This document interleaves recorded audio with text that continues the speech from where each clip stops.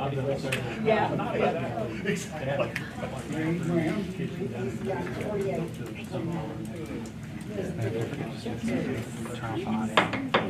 I'm going to call this meeting to order.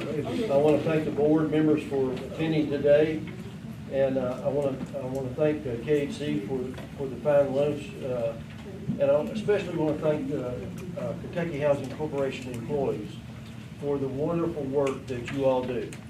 And let me say, 638 million, is that right? 16. Okay, 616, that's unbelievable, and that deserves our appreciation, and we do appreciate it, so thank you so much. So, Sam, can you confirm a quorum? Yes, we do have a quorum, and the press has been notified. Okay. And we have 4 residents from the Louisville housing area that want to speak to us in the public participation section. So I have invited them to speak. And just let me add, we are going to add an agenda item at the end of the meeting where we normally talk about items not on the agenda. And so we're going to have a board discussion about that at the end of this meeting. But in order to accommodate these folks, they've traveled from Louisville. We're going to let them speak at the beginning. So you all want to go ahead, you're welcome to come up here to the podium.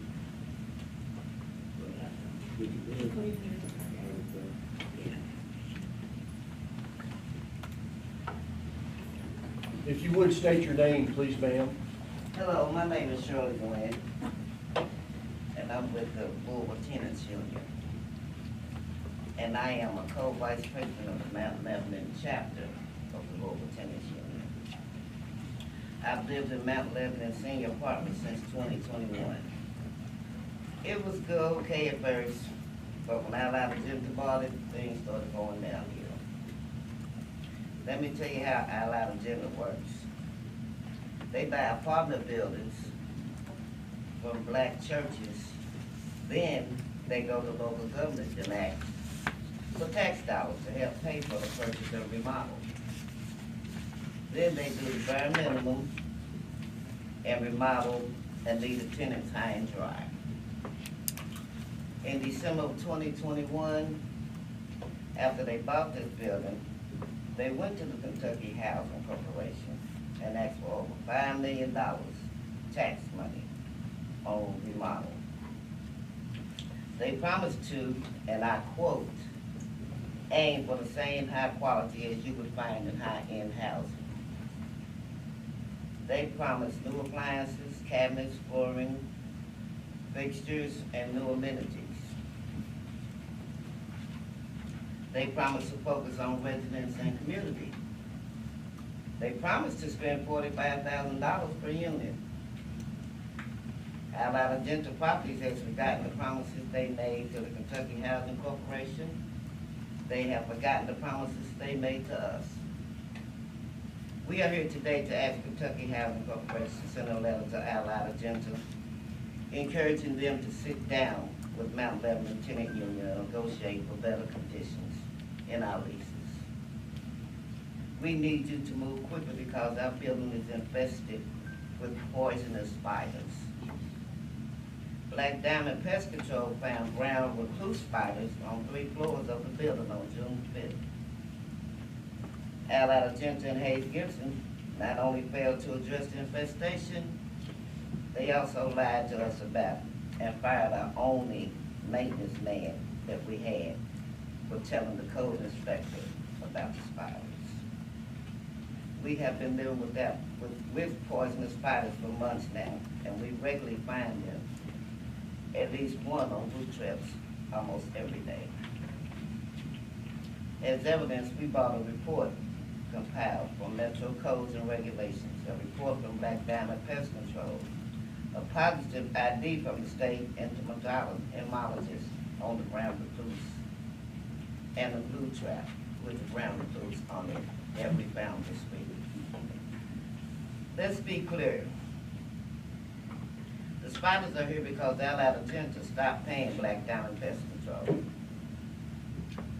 All we are asking for are basic amenities and accountability.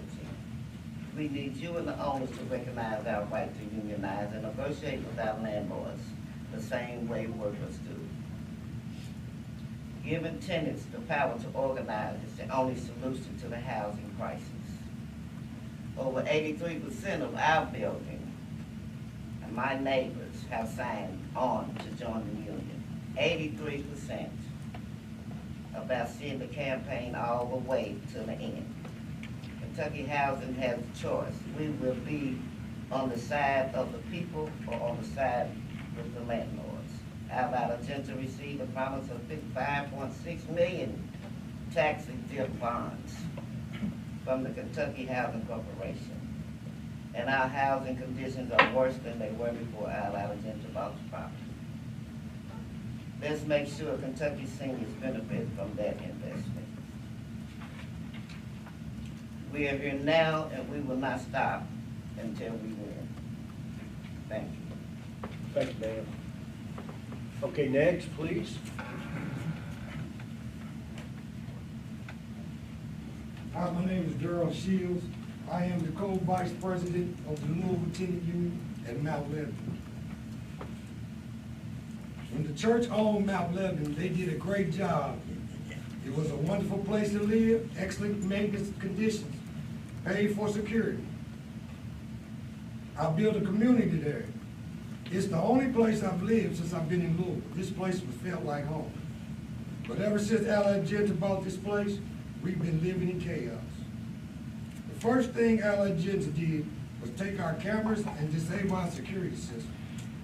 They unplugged the monitor that was in the lobby, took it in the office, and it hasn't been seen since. The second thing they did was cut our maintenance staff. We always had 3 maintenance staff, and now there's only 1, and he is part-time. Then they cut the security staff. The church hired 3 people to handle security. There was always someone at the door. There was a sign in and sign out sheet, and nobody came in there, was not invited by a resident. But not anymore. Now anyone can walk up in there all hours of the night.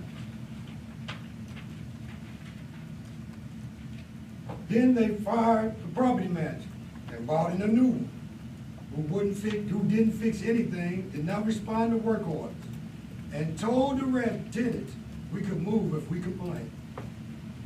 You see, these landlords make money by cutting staff, cutting maintenance, and cutting security. Allied Agenda got almost $10 million in tax dollars to fix up the place. $5.6 million of those dollars from the Kentucky Housing Corporation. But we don't see it in the building. We received a letter from KHC director yesterday saying he is pleased to see significant progress in the building. Well, we are here to address that today. Our attorney drafted a letter in response. I have both letters here, and I want the board members to see them. No serious solution has come from our property owners, and they have not met with us. We found brown recluse spiders on the fresh pest control glue strips the same day the letter read. There are floors all over the building coming up. On August 2024, civil liberty citation issued by Louisville Metro Codes and Regulation issued a fine and mandated repair of conditions to the building's entryway. The front door to the building has been broken for 3 months. We do not call that significant progress. The rear exit still does not have a wheelchair ramp demanded by the code inspector. The Louisville Code Inspector reported 3 months ago that the ramp was removed from that exit and never replaced. That remains the case. So we disagree with KHC director that there has been any significant progress. We also disagree that KHC cannot ask the property owner to both recognize and enter negotiations with the union.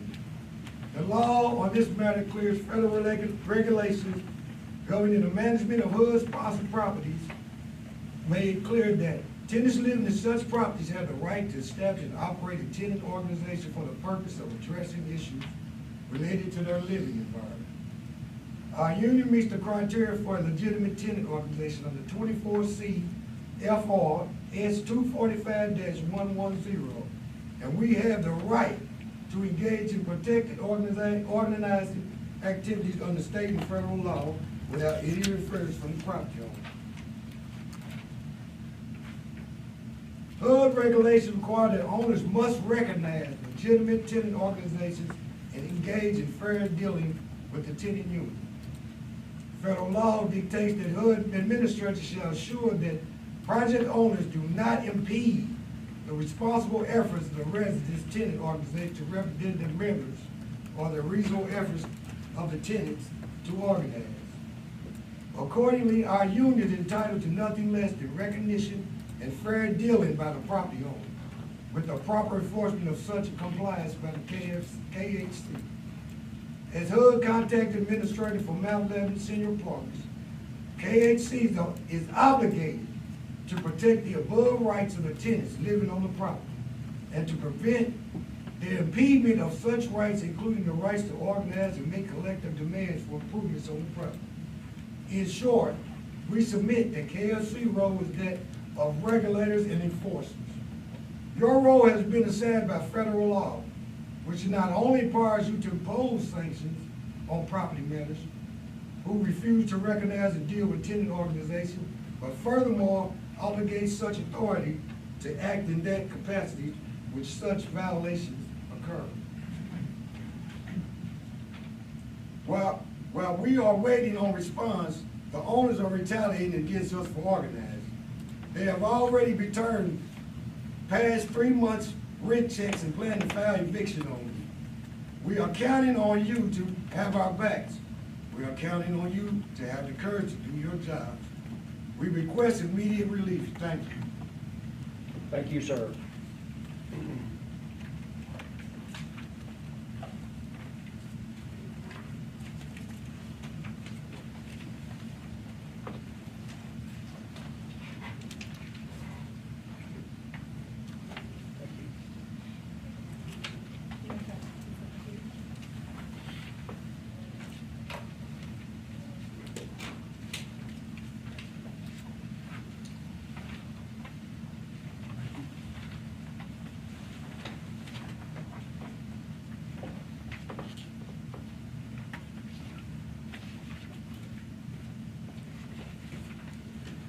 Okay, you want to speak? Is that it? Yeah. Okay, anyone else? Sure? Okay, you're more than welcome.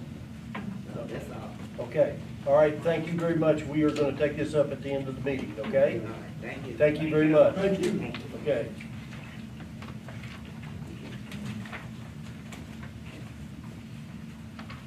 All right.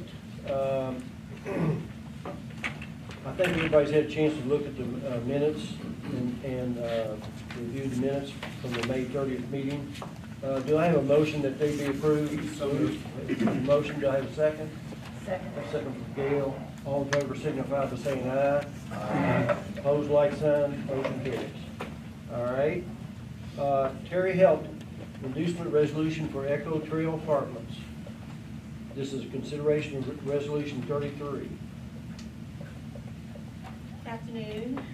Today I am going to present to you Echo Trail Apartments. This is a project requesting bonding authority in an amount not to exceed $37.5 million.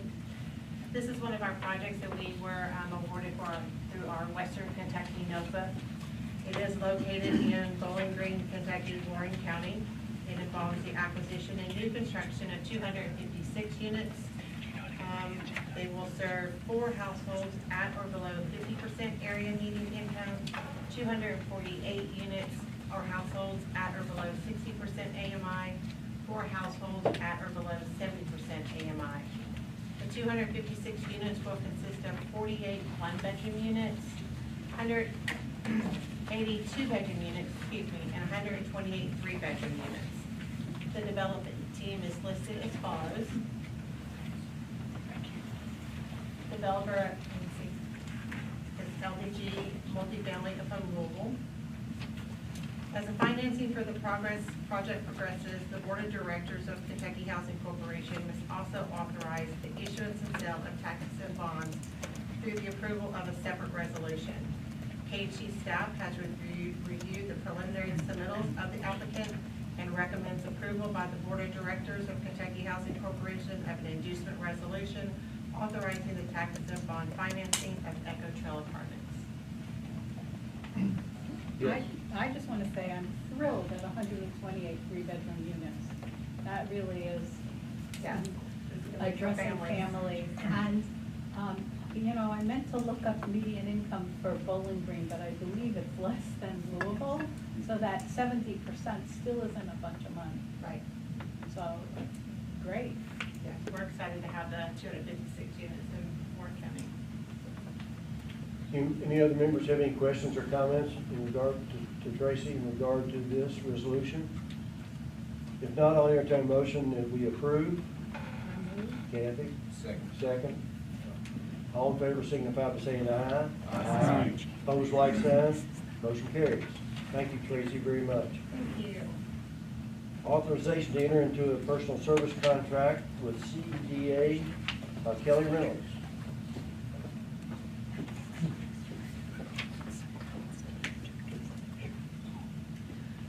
I'm requesting authorization to enter this personal service contract with CEDA, which is an agency, it's a community action agency out of Cook County or Chicago.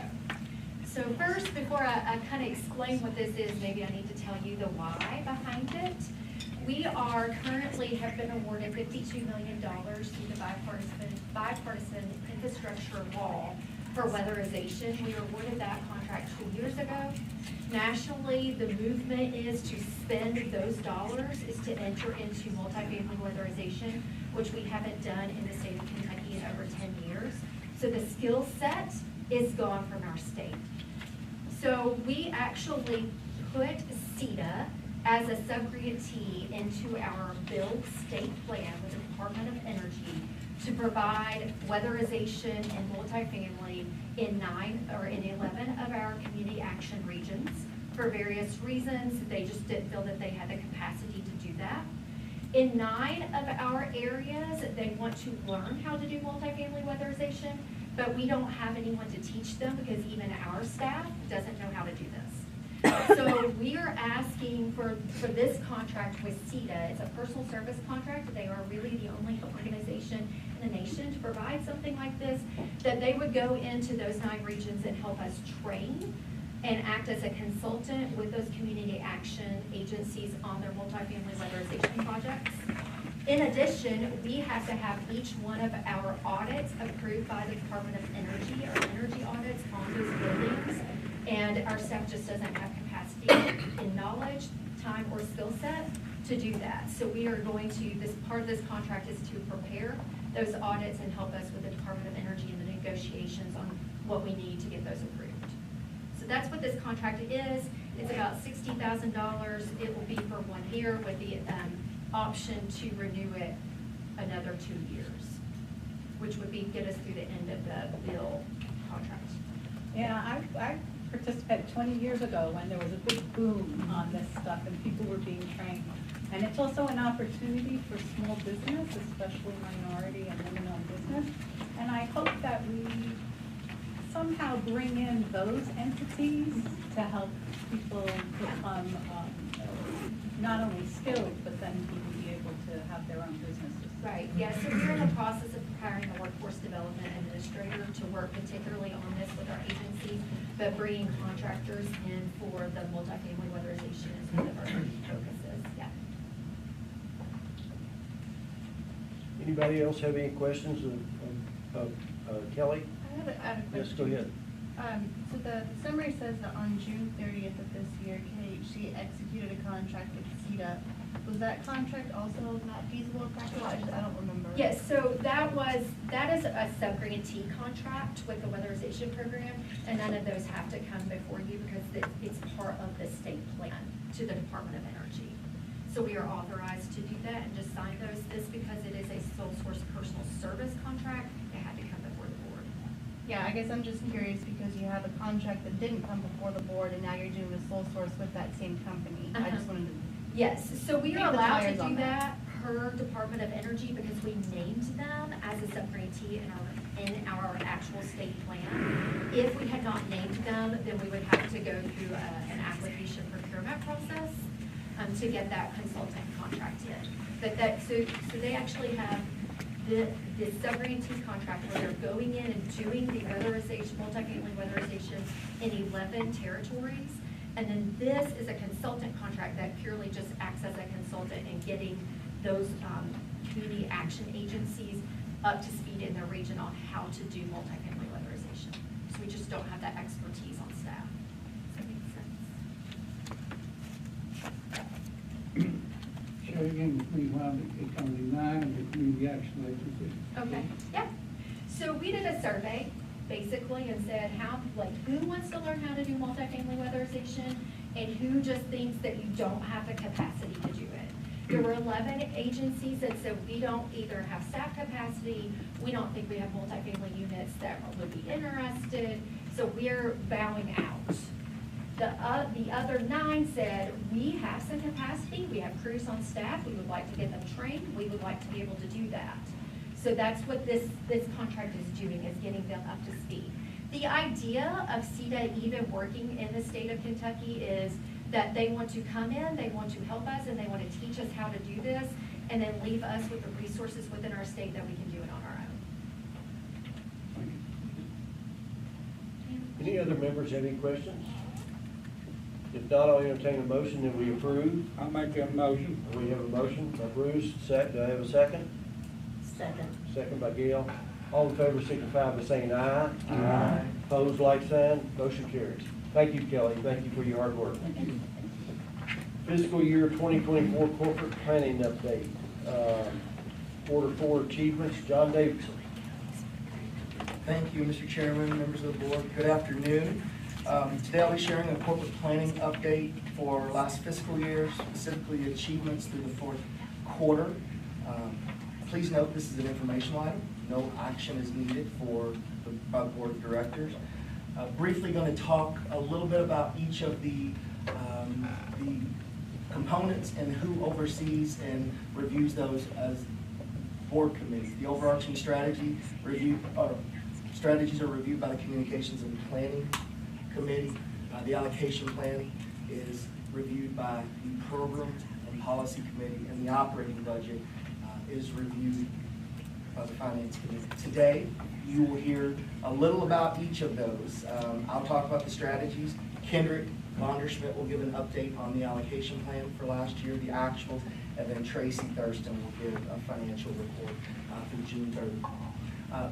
High-level information about I wanted to remind everyone about the timing and the purpose of each of the planning components. We do a cost revenue analysis looking at all of our overhead, indirect costs to inform our business processes. In January, we develop corporate strategies and business plans for every department to monitor specific goals toward those strategies. The allocation plan is our financial resources, how we're going to invest them across the corporation, across the state. The operating budget is presented to you all as a balanced budget, how we're going to pay for all of these missional services. And then last but not least, as I'm doing today, in February and now in August, we tell you twice a year how we are doing and how we did. So with that being said, I'll briefly review the fiscal 24 overarching strategies. There are 3 of them. The first is operate and align existing housing programs to address the Commonwealth's most urgent housing needs. Couple of things that I'll just point out here. One, we absolutely are continuing to engage in meaningful conversations internally with our partners. There were over 680 partners from around the state. Several of you all were there to look at and address the housing supply gap and address many other issues in affordable housing. You're going to hear a little more about that from Wendy Smith at the end of this meeting. A little further down, going to 1C, the housing needs assessment, housing gap analysis, as it's called. Both phases have been released, and we have absolutely had a large amount of engagement from partners that are really looking at how to address some of the most urgent housing needs. Number two, being flexible and responsive to financial risk, responding to the, what I will call the new normal of post-pandemic housing markets. Also, we look at the optimization and utilization of our administrative funds and all of the indirect cost rates related to that. Tracy will talk a little bit more about how we're doing that, taxable, tax exempt, all the things that we're doing with that, and how we've adapted to the market. Last but not least, sustaining and advancing core competencies, expanding our workforce, investing in technology, and making sure that we make data publicly available to make the best decisions for the corporation and for our partners. All right. This is the last slide I wanted to share, which is the fiscal 24 accomplishments. And you heard earlier today over lunch by our single family director, Jamie Rice, that the corporation had a record producing year of $616.3 million in loan production. Secondly, $6.32 million in secondary market gains and successfully executed both taxable and tax exempt bond transactions. I will tell you the secondary market number and the loan production number were both exceeded very large. $400 million was the what the operating budget was based on, and $5 million of secondary market gains. You can see we exceeded both of those. 861 loans per employee, and this is a tribute to Mr. Jim Statler, the former CFO, who is absolutely has a metric of 800 employees or loans per employee. We can see that, we can exceed that, and sometimes that's been as high as 900. But wanted to share that. Also, $813,000 in revenue from our inspection fees, as well as 4,100 Housing Choice Voucher programs, vouchers leased throughout the balance of state and all the counties we administer them. 8,000 households served by our homeless programs under Wendy's direction. We had over 1,400 units either preserved or created by tax exempt bonds, and on the goal of 1,400. So you can see each one of these we have exceeded what our benchmark was that we set out in the fiscal year. We hosted the 2024 Kentucky Affordable Housing Conference, and that number was put together before the conference. So we actually had almost 700 folks attend the conference, which is very close to a record. You're going to hear a little more about that from Molly and her team, the communications team. So very successful event. 4.77% turnover rate, employee turnover rate. We monitor that every quarter, and we like that number to be less than 5%. So, hired a new director of IT, Mr. David Carroll, who's joined us today. We also have done several things for our cloud migration. All the hardware's been upgraded, and we are constantly making sure we're up to date with the latest, greatest software and secure cybersecurity, all of those things for our information technology. Modernize our HVAC system, which is super important on a 97-degree day. And last but not least, we've processed nearly 6,700 draws, which draws are transactions between partners that actually draw down all the federal funds that we administer through all the various grants and programs. But that totaled $60 million, and that's an important number, not only because not only the transaction number, but $60 million went out to help partner agencies provide housing. So with that, I will entertain any questions, or if anyone has any. Any members have any questions of John?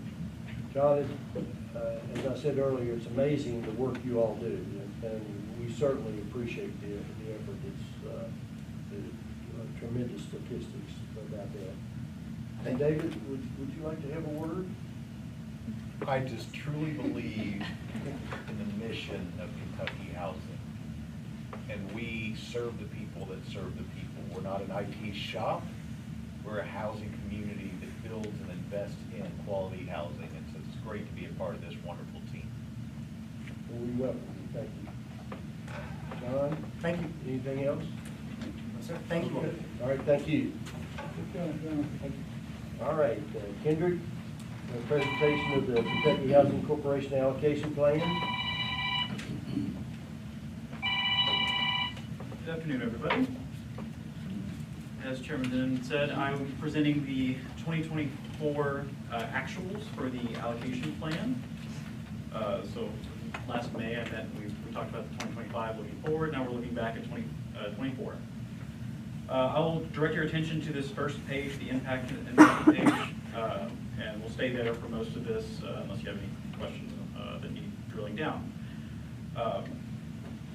I will initially ask Sam to scroll down to the bottom and then over, and we're going to talk about these bottom line numbers first. I'll direct your attention to the blue columns, which are the actual columns that we're going to be looking at, and those are going to be relative to the white columns, which is what we predicted not last May, the May before that. So at the bottom line number of investment, Kentucky Housing invested $1.225 billion in housing solutions in fiscal year 24, more than $100 million more than what we had anticipated at that time. The delta there is mostly in our 616 number that we're celebrating today, is how much more we produced on the single family side. With that, we'll scroll back up to the single family area.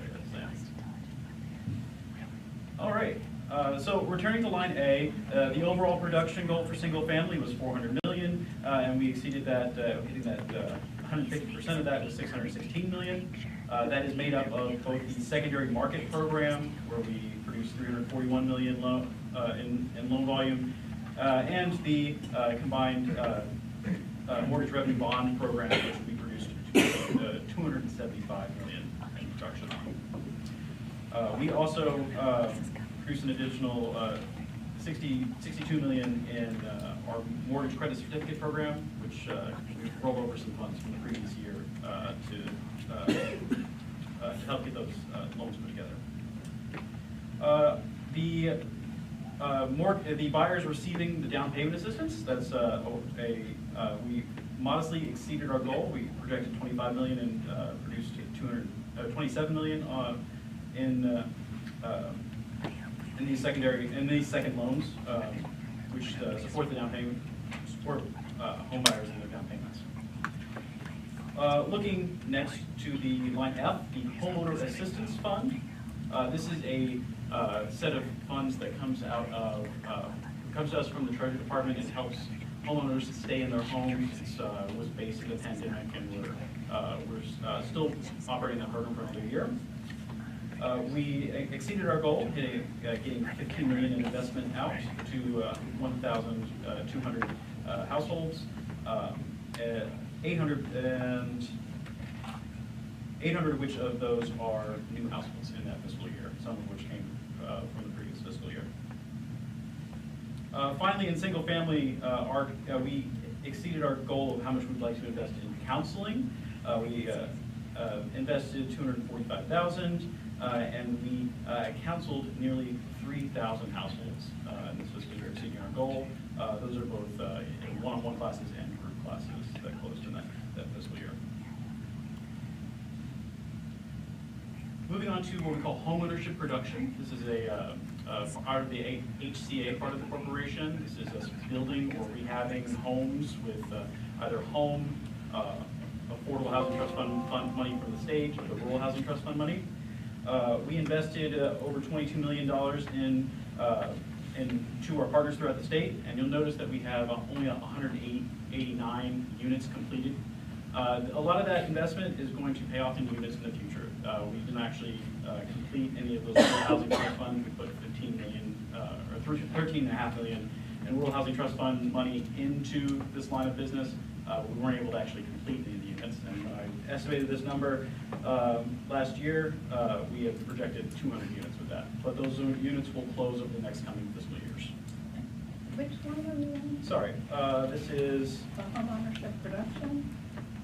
homeownership production, yeah, so H and I.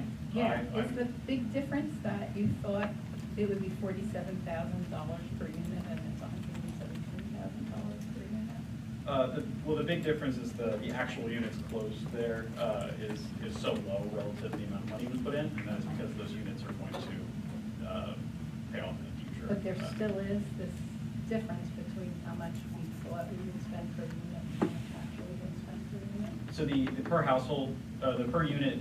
Oh, divided I by see, because is- you have fewer to be divided by. Yeah, it's So just. next year it'll be much lower.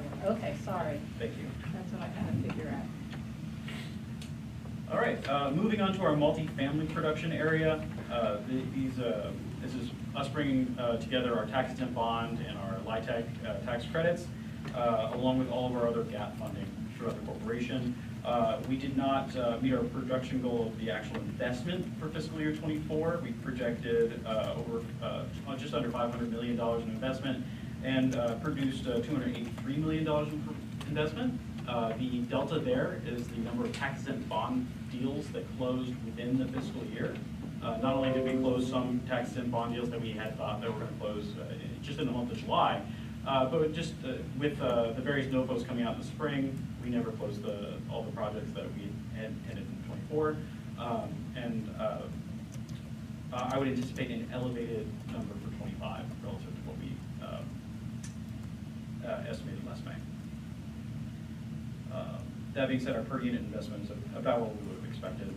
I will also report that we rolled an additional $10 million in gap funding from our ERA 2 funding into creating long-term multifamily units.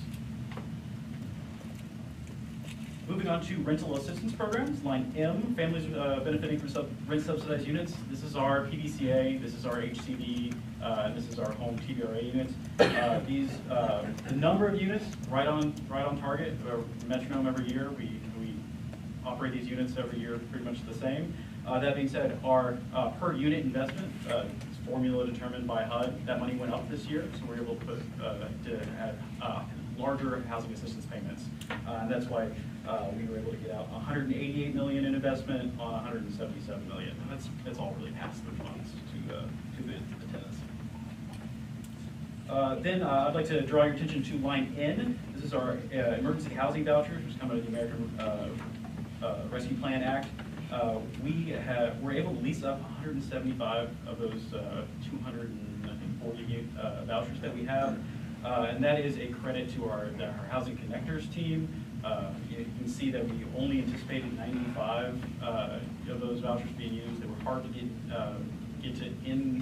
get actual people leased up on their units initially, and it's a credit to the Housing Connectors that we were able to get to 175 at the end of the fiscal year. Finally, looking at our ERA 2 dollars, this is the Treasury's programs, large, initially for rental assistance to tenants themselves, but also we are able to use that for with our homelessness partners. They're allowed to help with rental assistance and also with multifamily. You'll notice that we anticipated putting out $12.7 million in investment, and we only put out 4.1. The majority of that difference is that we have scaled back our eviction diversion program. We scaled back our rental assistance activities to just this eviction diversion program, which is targeted at just preventing eviction, which is kind of the last step, whereas we were kind of whole hog preventing eviction by helping everyone before they would get to court previously. But that also is, because of that, we spend less per household. And the makeup of how we spend the money changes. Yeah, you're not spending for 6 months out or something like that. Yeah, I think that cuts back to 3 months. Yeah. Okay. Next, looking to our homelessness and special needs programs. Line Q, this is our very typical money we get every year for programs called it's the Continuum of Care, Emergency Solution Grant, and we'll notice that we have a slight, we were able to invest $12.8 million on a goal of 11.3, so we got slightly more money than we anticipated. And I will note the actual units, we over 5,100 households assisted on a goal of 4,100, and that is overperformance by our Emergency Solutions Grant. We were able to help more people than we anticipated with that program. I will skip down to the Emergency Solutions Grant CARES program. This is another pandemic era program that sunsetted on 6/30 of this year. So last time you'll hear me talk about this program. But you'll note no investment. That's all previous year investment, and we were able to help just under 1,300 households with that program that did sunset on 6/30. All right, and the final area of the corporation that we'll talk about is the energy efficiency and weatherization section. This line U is the homes weatherized by the weatherization program and the LIHEAP program. You can blend those dollars together on a single unit. But we invested 16.5. That's the amount of 16.5 million. We awarded that out to our subrecipient partners throughout the Commonwealth. And we were able to produce a combined 732 units with the coastal programs. And then finally, looking at this same money that Kelly was talking about earlier, we awarded just under $2 million in funds to our partners throughout the state with this build weatherization money, and mostly we've got big plans for that next year. This is kind of a special pot that we kept here to give to anyone who was using the money faster for something innovative. But most of that multifamily activity is going to take place in the coming year. All right, and with that, I will, any questions from the board? Any members have any questions or comments for Kendrick? Kendrick, I'd just like to say, again, it's amazing what you all do. And thank you for everything, all your hard work. Thank you so much. Okay, Tracy, you're up. Presentation of the Kentucky Housing Corporation financials. Thank you, Mr. Chairman. Good afternoon, members of the board. I'm going to present to you our fourth quarter financial update for fiscal '24. I'm just going to highlight a few things on each schedule because you will see the full audited financial statements at the September Finance Committee meeting, and then at the full board meeting in October for the fiscal '24 financials. So starting with our balance sheet here, looking at line A, similar story all year long. Total assets have increased as a result of issuing housing revenue bonds. We issued another $150 million in taxable and tax exempt in May. So total program purpose assets increased by $241 million since June 30 of 2023. Going to line B, cash and investments. This increased to $150 million, which reflects bond proceeds from our 2024 C&D issuance that was sitting in the general indenture account at 6/30 to be used, or has been used, for future loan purchases. Therefore, in line D, overall assets increased $393 million year over year. Going down to our liabilities, line E and F, revenue bonds and interest payable. There's a $384 million increase, almost entirely associated with issuing the housing revenue bonds above. Line J, total liabilities, overall liabilities increased $377 million year over year. And line M, the overall net position improved at year end by $19 million to $469 million. Any questions on the balance sheet?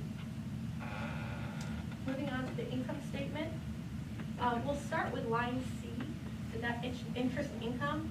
There is virtually no change year over year, but if you look at line A and B, line A, interest income, it increased $8.5 million, and line B, interest expense decreased $8.3 million, and this is given the higher interest rate environment. So we're earning more interest, but we're also paying more interest.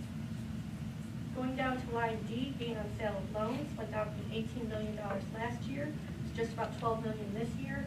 When you net out our lender comp paid for secondary market loans, our overall net gain was about $6.32 million, and John mentioned that in his overview. That's on par to where we were last year, but it's largely the reason we have moved to also issuing mortgage revenue bonds to finance mortgages. Line F, as we mentioned in previous meetings, we have to market our securities. We took a pretty big hit last year with $5.7 million, and we have realized some gains this year with some of our newer loan pools, so that's coming back. Line L, debt issuance costs. The $2.8 million increase year over year is related to those new bond issuances. And line P, there's virtually no change in that position, which is our net income for the year, being at $19 million on June 30th. Any questions on our income statement? I do, Tracy. Help me just a minute.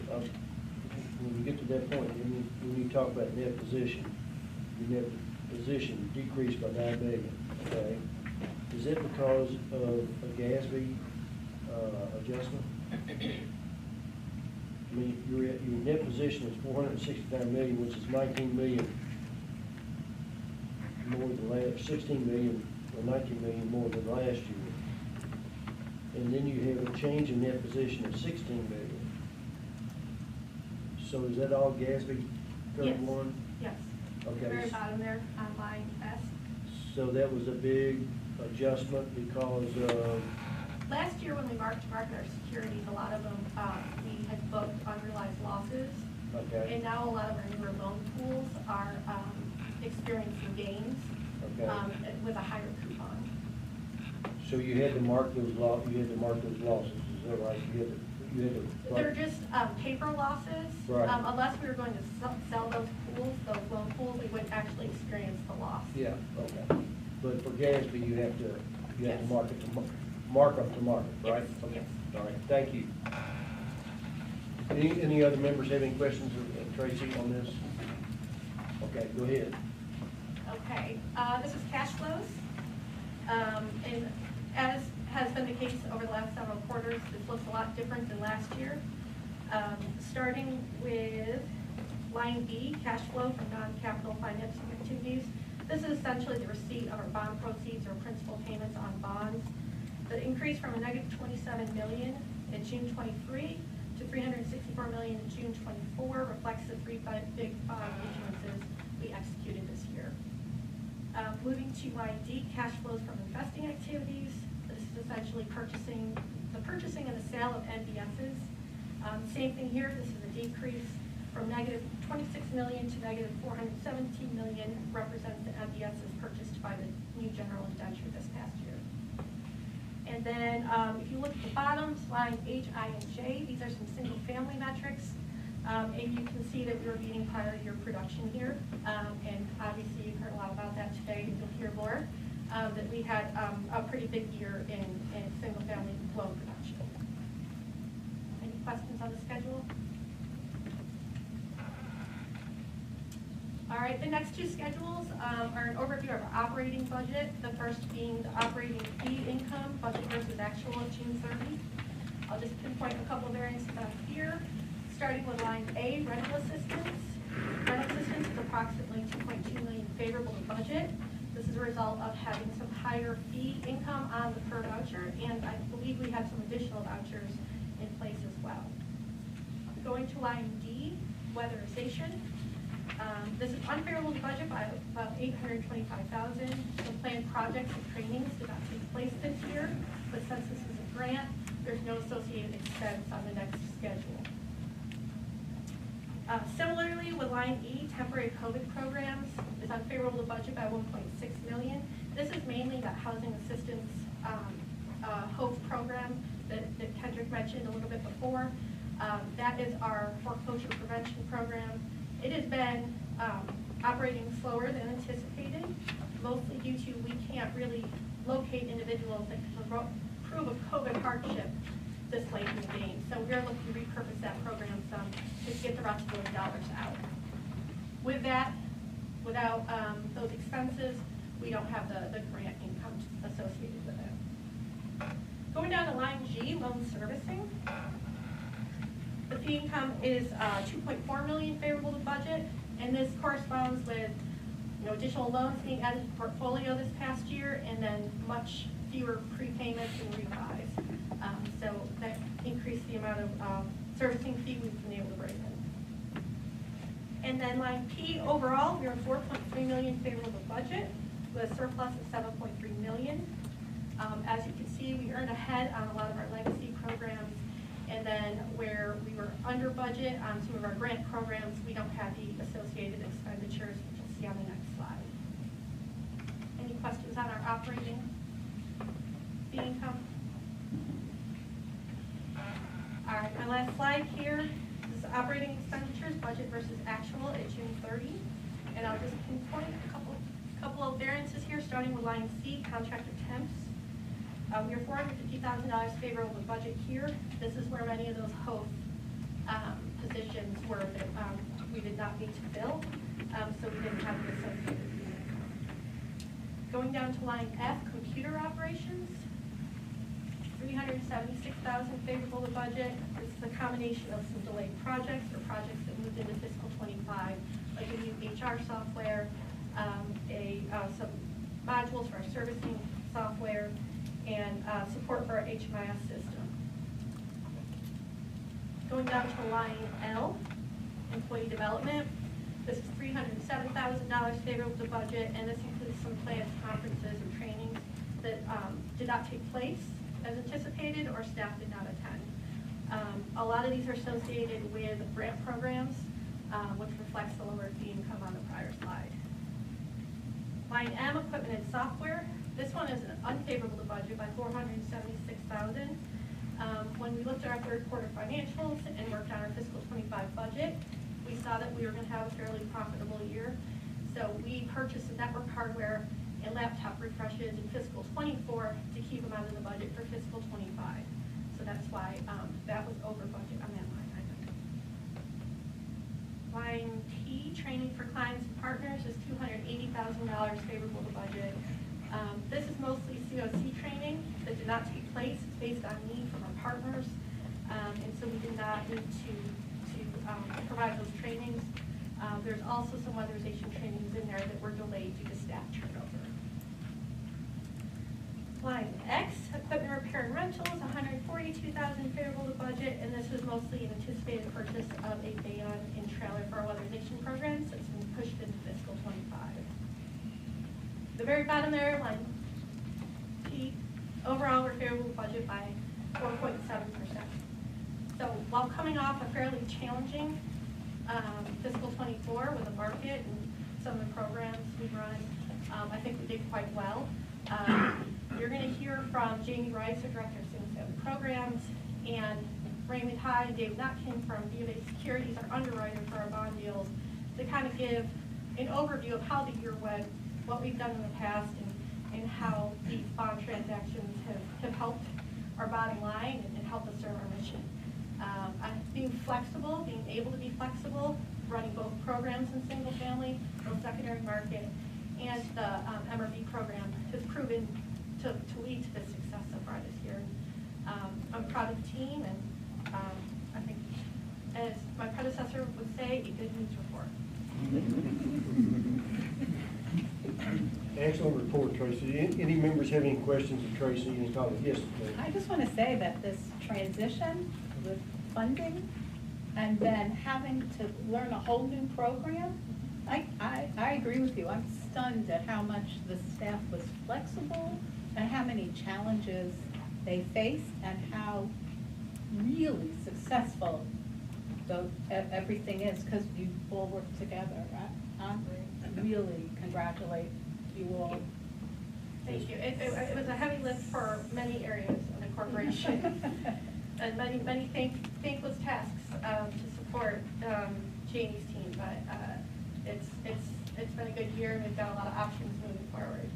And to save $1.6 million in a year of inflation is very, very good. And Jamie's got some good stats on the borrowers we're serving and the costs associated Thank you so much.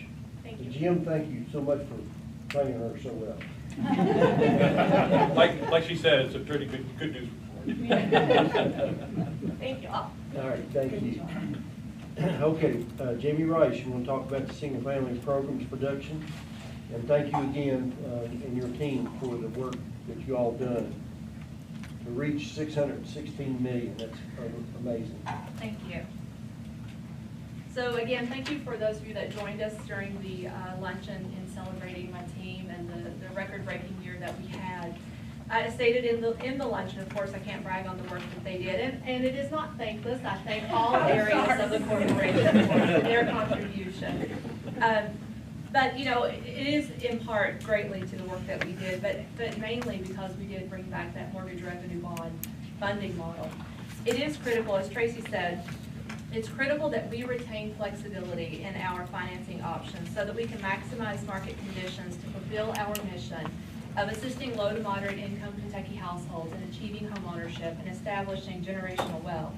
I do want to take a few minutes to walk you through some of our history and examples of how we have had to pivot in the past and respond to the market. Kathy, you were very nice in talking about how flexible we are. Mortgage lenders have gotten beat up so much in the last 10 years that we have to be flexible. You got to roll with the changes and address the market as it happens.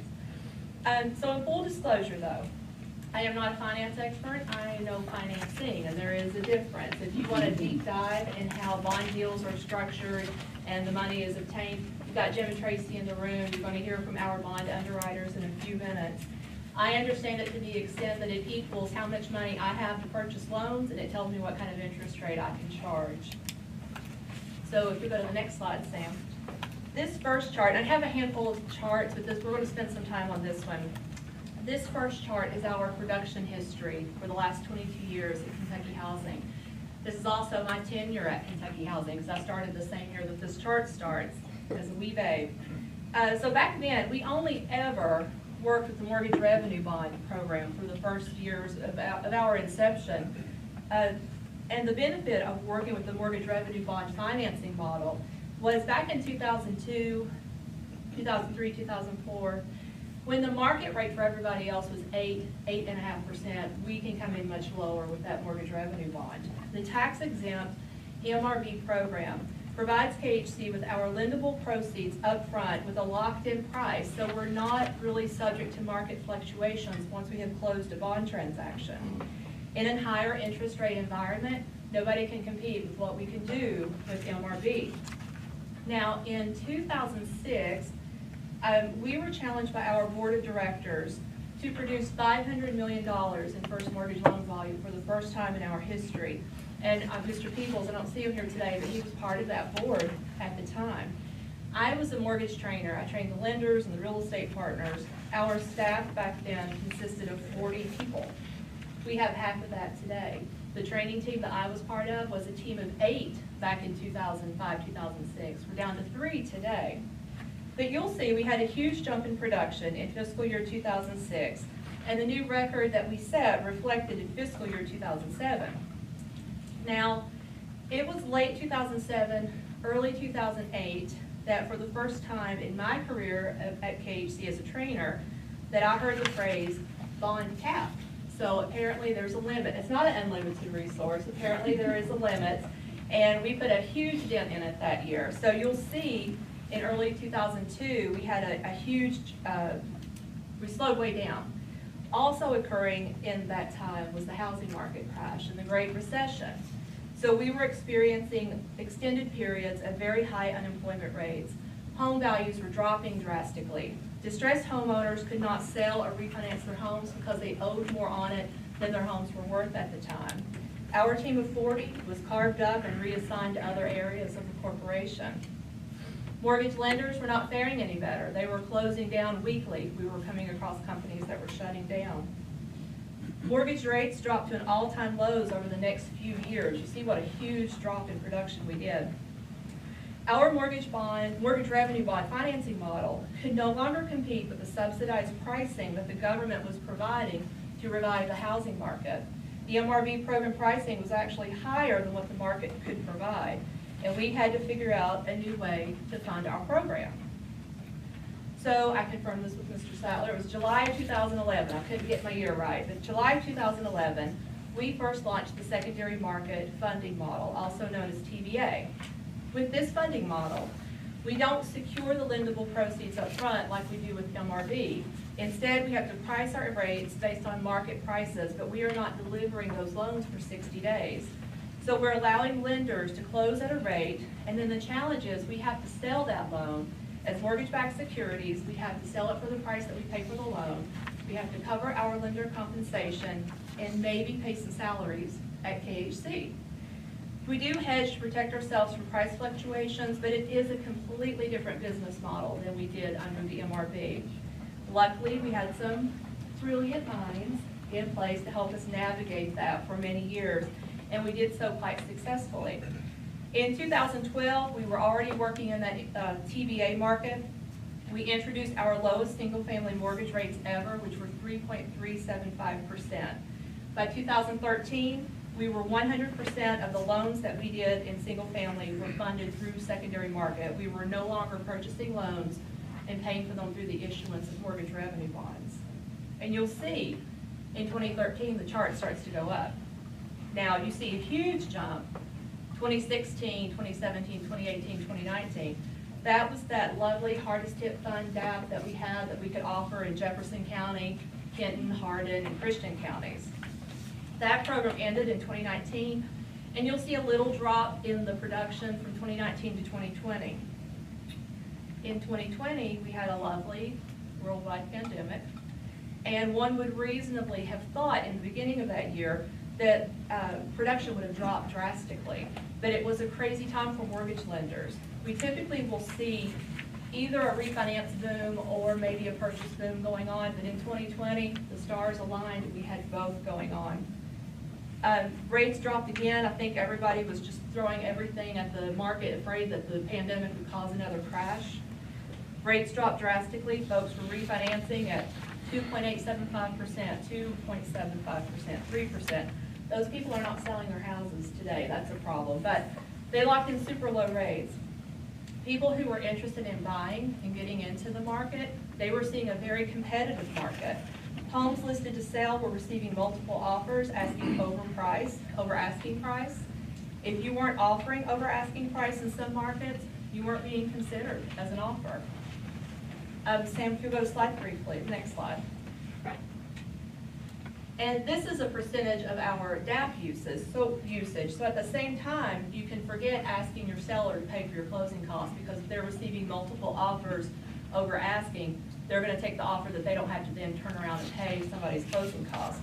But you'll see, in 2002, our average DAP usage per borrower was 40%.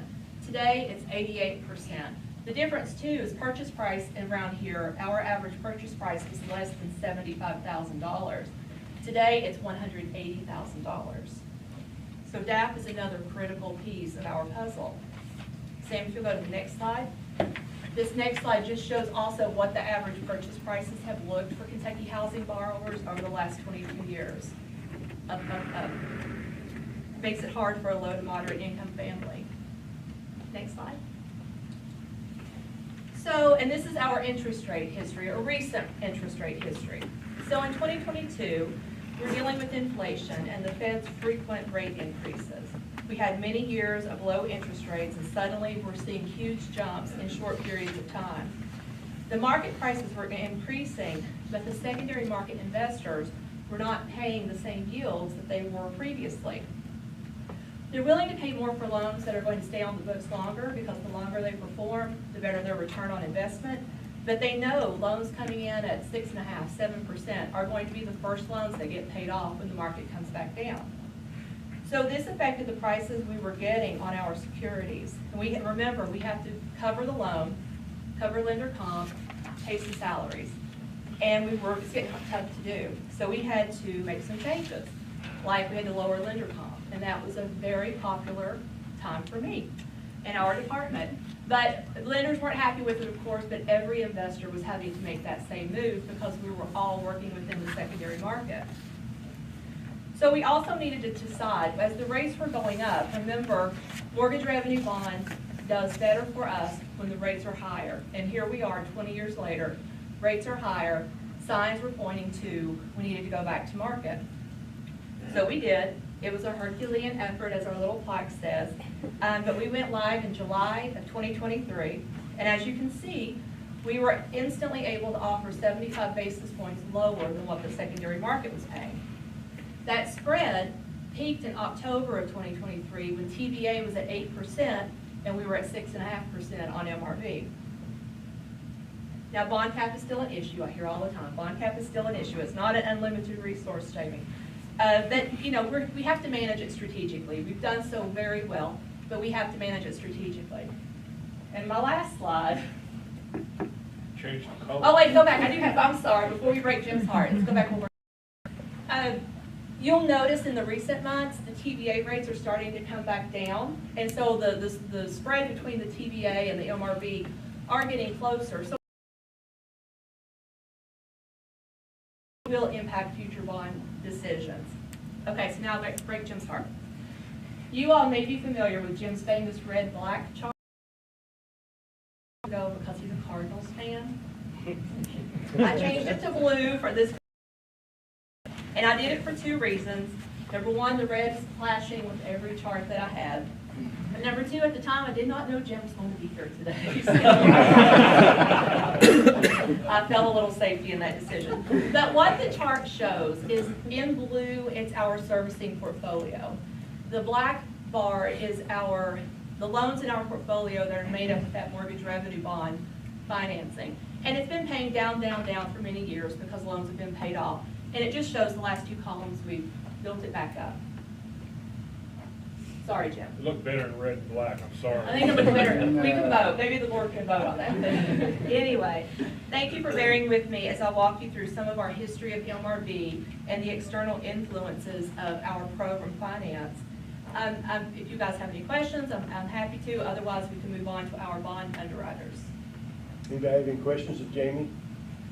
Jamie, excellent presentation. Thank you. Thank you. Let me introduce Raymond High and David Nodkin, two of our bond underwriters with Bank of America. They can answer your much more technical questions. Thank you. No pressure. Welcome, gentlemen. We're glad to have you today. Thank you for having us. And, Mr. Chairman, members of the board, very pleased to be here.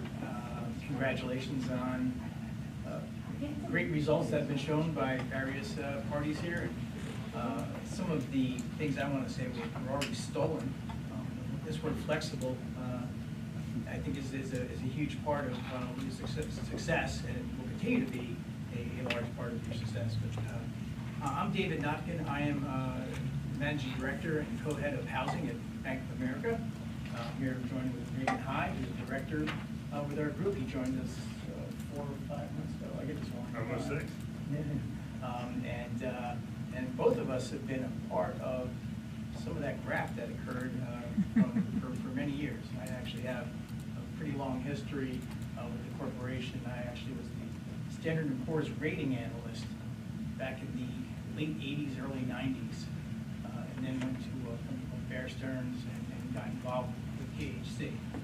So again, thank you for my many years of interaction, and I'm very pleased to be part of the group again that got involved in the MRV program as the corporation turned to this market. But with that, as an introduction, let me turn over to Ray briefly to talk about a couple things. We're going to tag team it a little bit. Great, and thanks all. Hopefully you have in front of you a book. We're actually going with paper here. And I'll start off just on page 2 with the Bank of America team. As it's been said throughout, it's a big key effort bringing a bond market to market. Like the first lady, Tracy, her team and the corporation, huge undertaking, a lot of work, both on the loan side, but also on the bond side. This entailed a new resolution, crafting a new program, and overall design of what it was going to look like both today and long term. But from the underwriter side, you have the bankers, that's David and myself representing B of A today. Our primary job is to bring the resources of the firm together for what the corporation needs. For a bond deal, that's distribution, that's accessing the investor base on the bond. So we have a huge team devoted to that, which we're just a very small part of. because we're talking about team effort, also just recognize that you have various attorneys and lawyers and a lot of players coming together to make these bond deals work and jumpstart a program that had been basically dormant for a decade. Moving on to slide number 3. We could go on a lot of different tangents about some of the key trends in the municipal housing market. We're really going to hit 5 primary ones in today's talk. The first is that affordability is and continues to be a major issue. We've heard about low supply, higher home prices, higher mortgage rates.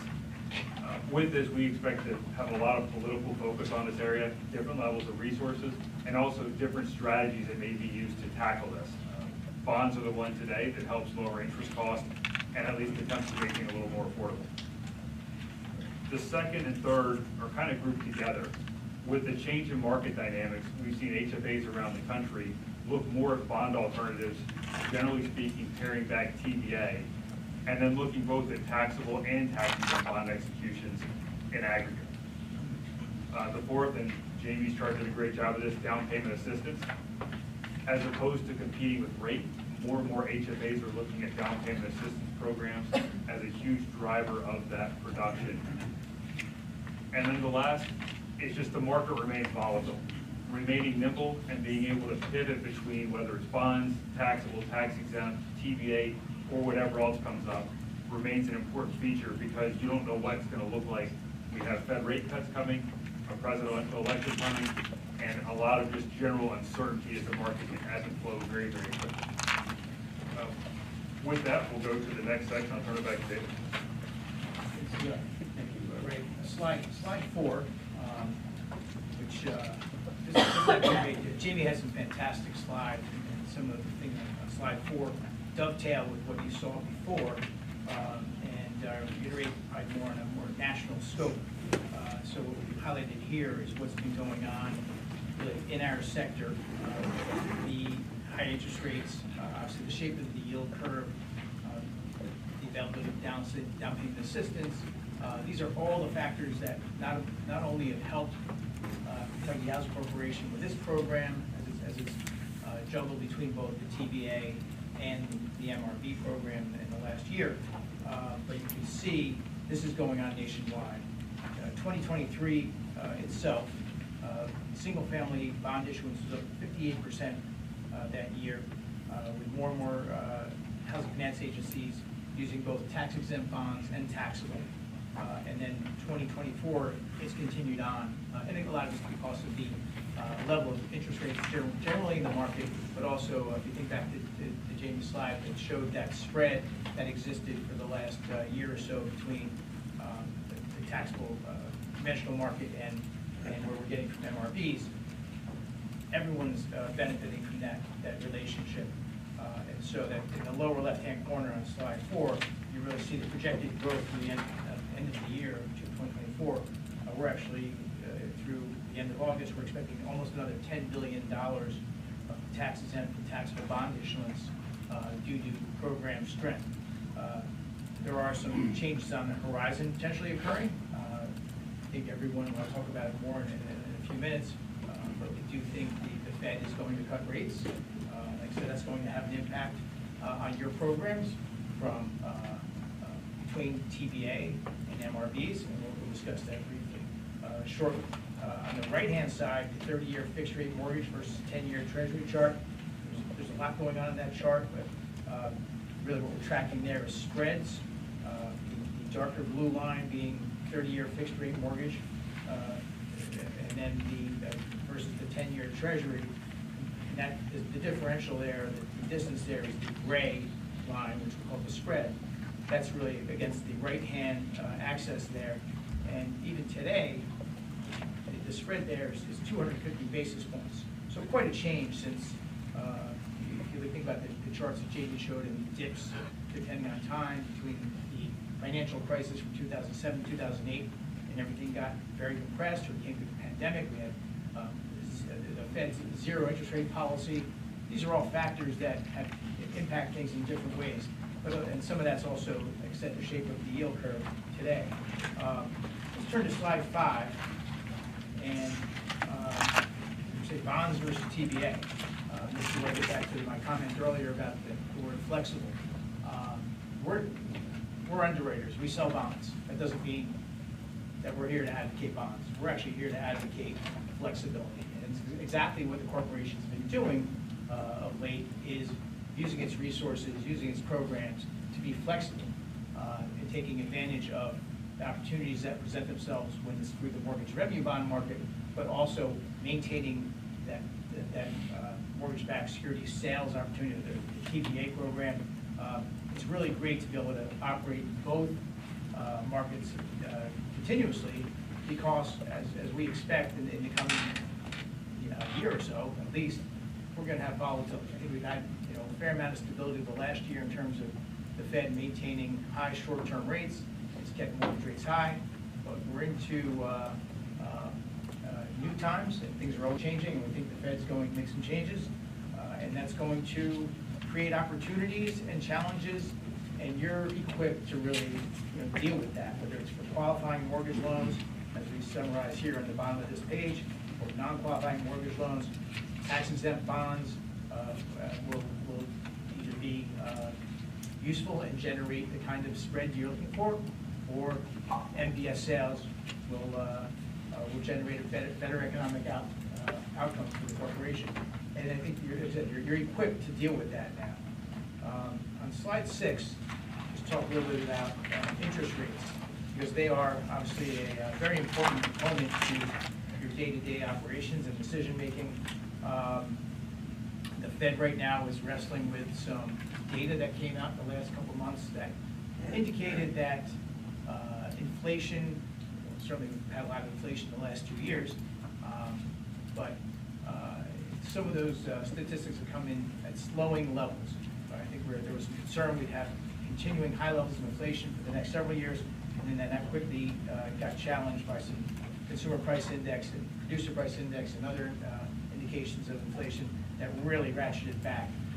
So even just last week, when Federal Reserve Chair Powell spoke at their conference in Jackson, Wyoming, their indication was it's time for a change in policy, which I think the market has very much been reading into that, expecting that to be a first rate cut after a long time now. It feels like of higher short-term rates. We're currently at a range of 5.25%. If you look at that graph on top, target rate probabilities, the way this is read, right now, our research analysts, betting markets, the Fed funds future market where investors make their wagers, is indicating that the Fed will cut rates by 25 basis points. There's a 77.5% probability of that. That's that lower left number in the first column as of for the September 18th meeting. There's actually 22.5% of the investors that participate in that market expect a 50 basis point rate cut. So some more information may come out before that time, so those percentages can shift back and forth. But I think the market's pretty certain that we're getting a 25 basis point rate cut come September. If you look across on that stepped up basis with the blue boxes, what you really see there, and this is consistent with Bank of America's research, we're expecting 25 basis point rate cuts every quarter through really mid-2026. So we'll get to really what we'll call a non-inflationary rate somewhere in the 3.25 to 3.5% range, where we think that that's where the Fed will see rates being neutral in terms of inflation. And you see these probabilities going across pretty similarly, whereas we look at after 2025, a good part of the market looking for a range anywhere from 4 to 4.25%, and as you get all the way to the right, April 30th, 2025 meeting, you start to see that blue box there is around the 3.75% rate. So these are the probabilities. These are all based on effectively where investors are making their wagers today on Fed funds futures. So these will change over time as more economic data comes through, but that's clearly the expectation is for rates coming down. The other thing that's going on, obviously, which impacts the corporation on an ongoing basis with this TBA program, is what the Fed is doing with its portfolio. One of the things that occurred that led to very high MBS prices for corporation sales was the zero interest rate policy that existed really as a result of the pandemic. Also, pretty much zero rate policy coming out of the financial crisis as well. But the Fed was buying in. If you recall, they were buying treasuries, they were buying mortgage-backed securities for their own portfolio. They got to a pretty high peak there of almost several $1 trillion at one time with mortgage-backed securities. They're not selling those, but they are not buying more either. They're letting that portfolio run off. They do buy in and out of their underlying treasury securities, but the actual mortgage-backed securities portion of that portfolio, for lack of a better term, is really in the runoff mode, meaning as they pay down and as principal payments are made, they're not rebuying. So that's going to have an impact at the same time that rates are changing. They're going to get more and more principal from prepayments, potentially, especially as those pools season and the mortgages, even with 3% or 2 and 7, 8% coupons, these folks will tend to move, sell, etc. So they will get more and more principal back. Can I just ask Yeah, a of question? course. So when we sell the bonds, there's a life of those bonds, right? A certain number of years? When you sell one? When we did the bonds, it had a life expectancy of some amount of years. And there's an interest rate below which we cannot go, right? Both of those things are correct? So we sell the bonds, and we pay them back over 10 years, and we can't go below 6%. Yeah, the way that the bond deals are set up, and we can talk about it. And then I was gonna ask, can we pay them anytime we want with that kind of? So the answer is yes. Okay. So you see where I'm going? Not anything. When the interest rates get low enough that we can't sell it, issue it. Yeah, there's a couple of things. I'm sorry. No. This is Short great. circuited, everybody else is following Okay, go it? ahead. That's what I was hearing, that's the little alarm bells going off. No, what you generally try to do in the bond deal is you have a certain amount of your portfolio. Let's just say in a year you're doing 600 million, 400 million of which is going to be bonds. You would come to market, whether it's 1, 2, 3, or 4 times per year, and sell a specific amount of bonds that aligns with those loans. So you're making loans in and around the same time you're selling bonds. Okay. Your bond structures thus far have been 30-year maturity structures, which almost exactly match what you have on the loan expected payments. The bonds also have the flexibility where any repayment on the mortgage loans can be used to immediately call up the bond. You can take that money and make another mortgage loan, or the corporation maintains a lot of flexibility when they get the payment, but the goal is to have you protected if you receive prepayments. So the idea is your bond rates are at 5, your mortgage rates are at 6, you make 1%, prepayment comes in, you can either call the bond and you're fine, or you can do something else to make more money. Right, but if it comes in because they refinanced at 4% so that You call we your bond. could call our bond. Your 5% bond goes. Sorry, everybody else understood that, I didn't know No, great question. There was a time, way back, in my career, there were some issuers that sold non-callable bonds, housing bonds. I have never sold a non-callable housing bond. Callable, so prepayments are definitely can be used and will be used. Okay. We actually structured certain of the bonds, and we'll get into that, intentionally to be redeemed from repayments, prepayments, principal. And we also have embedded in these transactions for some future date, the right for the corporation to redeem the bonds early for economic purposes after 9 years? 9 years. 9 years. We put optional redemption provisions in all of these transactions. We don't sell any, we always try to sell new issues with as short an optional redemption date as we can. The market used to be 10 years, and then we pushed and we got to 9.5 years. Now we're at generally 9 years, and sometimes we can, it's a really strong market with not too much bond supply. We've even, scratched out 8.5 years. There is a level where investors push back and say, no, not going to go earlier than 8.5 or 9 years. So your question was perfectly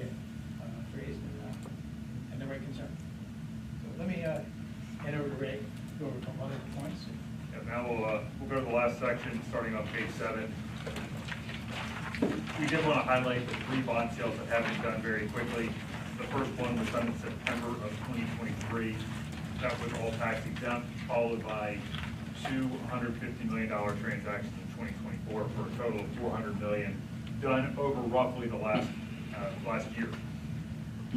What's interesting about the last 2 in particular, and this is somewhat shown on the chart, you have a little bit of friction between your tax exempt and taxable markets. Your tax exempt, you've heard, you have limited amounts of volume cap available. Those have the lowest or the lowest cost of funds. You also have the taxable bonds, higher cost of funds, but extends volume cap.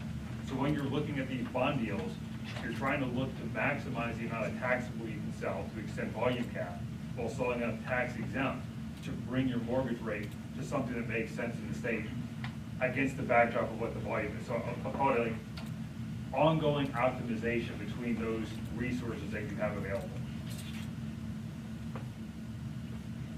Moving to page 8, talk a little bit about the 24 CD sale. Again, 75 million tax exempt, 75 million taxable, priced in May of 24. Looking at the top right, just to give you an idea of the bond structure, somewhat to your point, along with the interest rates that were charged on these. Generally speaking, it's a 30-year bond structure. You'll see both the C and the D bonds have serials, terms, and a pact. Going through the first part, it's basically 30 years of bond maturities that are due, which match up with the loans. The PAC bond, or planned amortization class, is a bond that's sold where any prepayments received go to call it. That allows you to get a lower cost of funds on that bond because investors can buy it with some level of expected prepayments. So you sell a 30-year bond, but I price it like a 5-year bond. Looking at the bottom left, transactions overall went very well. The bottom left chart shows the amount of orders received on both components. The tax exempt Cs, 202 million in orders on 75 million in bonds. Because of those multiple maturities, relatively small, 2.5 million of capital was committed by the underwriters. That's money off of our books that was not sold to end investors at the time of the sale. Taxable transaction, again, 56 million in orders. The underwriters actually committed $50 million of their own capital to get that transaction done. And then to the right, it shows you the different types of institutional investors, bond funds, insurance companies, money managers. Moving to page 9, very comparable page highlighting the 24 AB sale from January. Again, very similar debt structure, conservative 30 years matching the loans. You'll see the rates anywhere from 3 to 465 on the tax exempt, and then roughly 5 to 590 on the taxable. I'll point out the cost of funds on a blended basis for both sales was about 5%, and that's why you're seeing those mortgage rates in and around the 6 to 650 range during that time frame. A little bit less in capital commitment that was made. Order flow was also very strong, 176 in orders and 1.2 million in capital committed by the underwriters on the tax exempt, and similar 146 in sold maturities or orders on the taxables with very minimal under. I know that was a whole lot in a little bit of time, but Dave and I are happy to answer any questions you might have. Any members of the board have any questions? Excellent presentation, by the way, gentlemen. Thank you so much. I have another stupid question. Do we make any loans that use from both things? So we have So some of the money comes from one side and Yeah, some so of the money we have one loan product at one interest rate, and one of those, well, both will be packaged into FESs, and then either the taxable or the tax exempt series essentially will pay for those pools. We have a quantitative analysis curve emitter that helps us determine where those pools need to go and be purchased by those bond proceeds, just to make sure we're not taking more than 1 8% spread on the tax exempt, and make sure we don't have any kind of negative arbitrage that we have to repay. But we've got special smart people that help. I got one. So as we're heading towards this, hopefully steep decline in interest rates over the next 18 assessment strategy change? And if so, how does it change?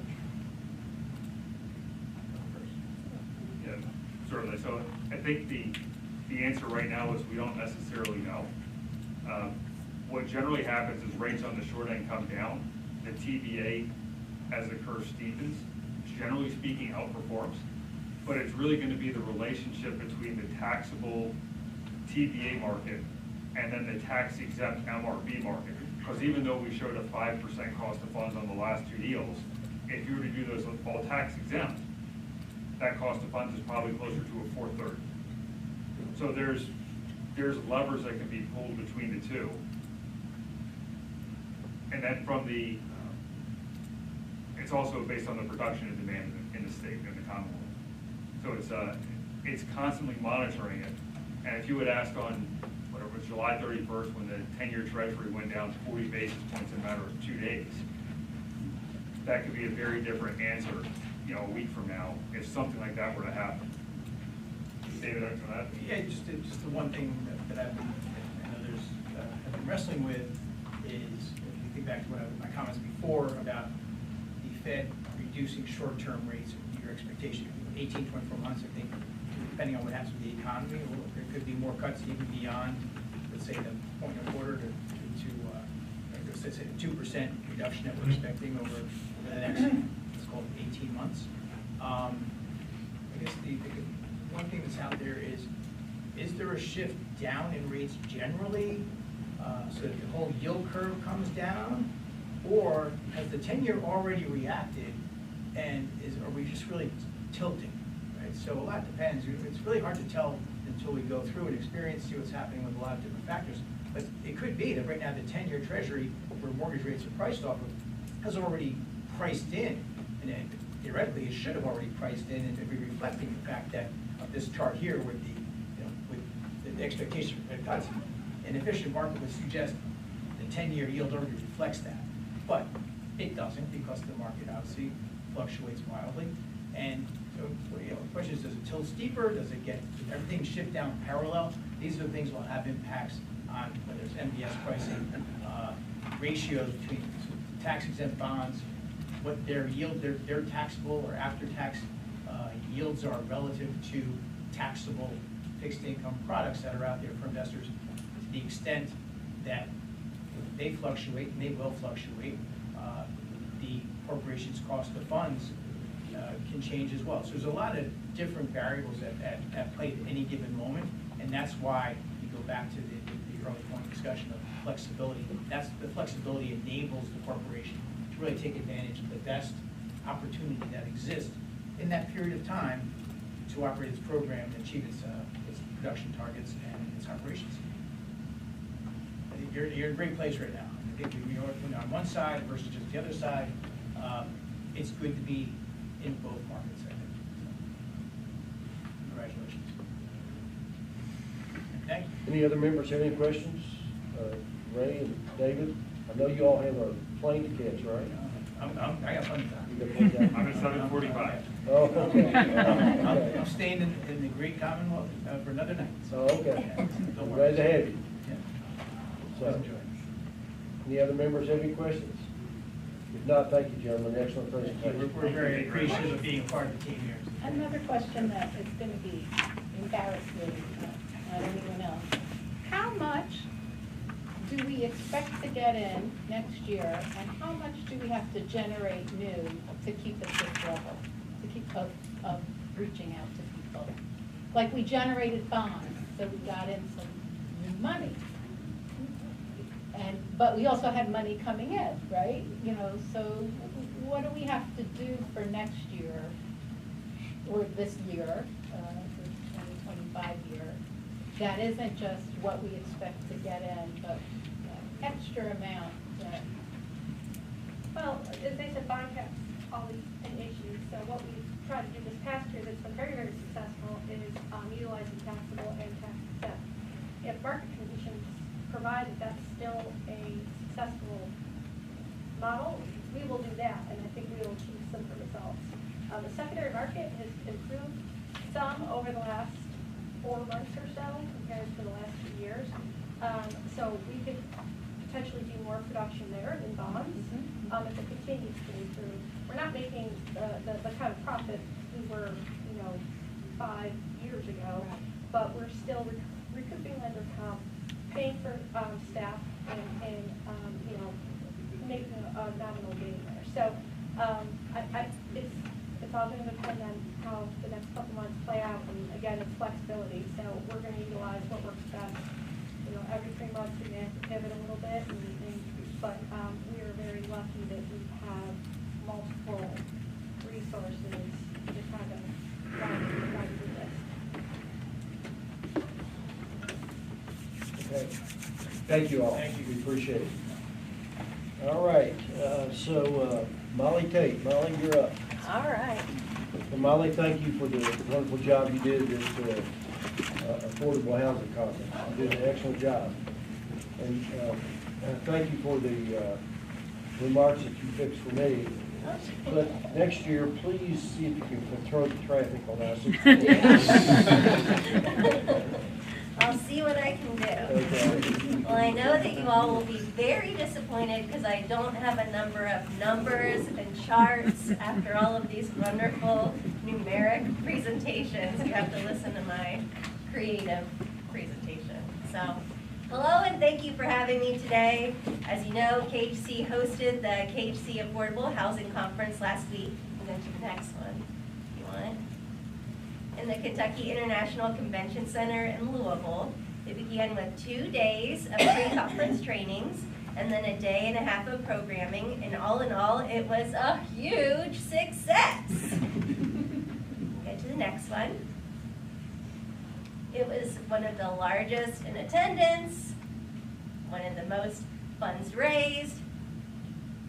The theme this year was Closing the Gap, Building Bridges to Innovative Housing Solutions. And it continued the discussion we began at last year's conference about how we could prevent a housing crisis and avoid the missteps that other cities and states had made.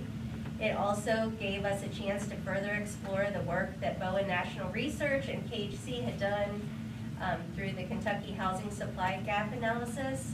Wendy Smith and Patrick Bowen were our 2 keynote speakers, and they discussed the Phase 2 findings of the Housing Supply Gap Analysis. And Daniel Paralek, who is an author and an urban planner from Opticos Design in California, and I apologize if I mispronounced that, he spoke about the need for missing middle housing. He wrote Missing Middle Housing, and he talks about creating walkable, affordable housing communities. He sold his book there as well. And he worked directly with Louisville on their zoning codes, and he wove his knowledge of Kentucky and Louisville into his presentation, so that made it even more rich. And all of his presentations went together with Wendy's, and it just made a fantastic overall conference. So along with our 2 main plenaries, we had 8 tracks of breakout sessions, which were really well attended. Alternative housing was new this year. That was we grew that out of last year's manufactured housing session.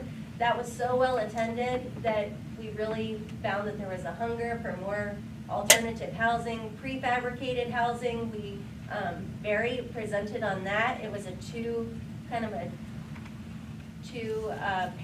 discussion, I guess 2-phase panel discussion, and they talked about success stories and what is prefabricated housing. And then we talked about community land trusts and the SIPs, which are structurally insulated panels, container housing. It was fantastic. So that was a really popular one. Obviously, the housing supply gap was our probably most popular one. We talked about how to communicate it. We delved into the details.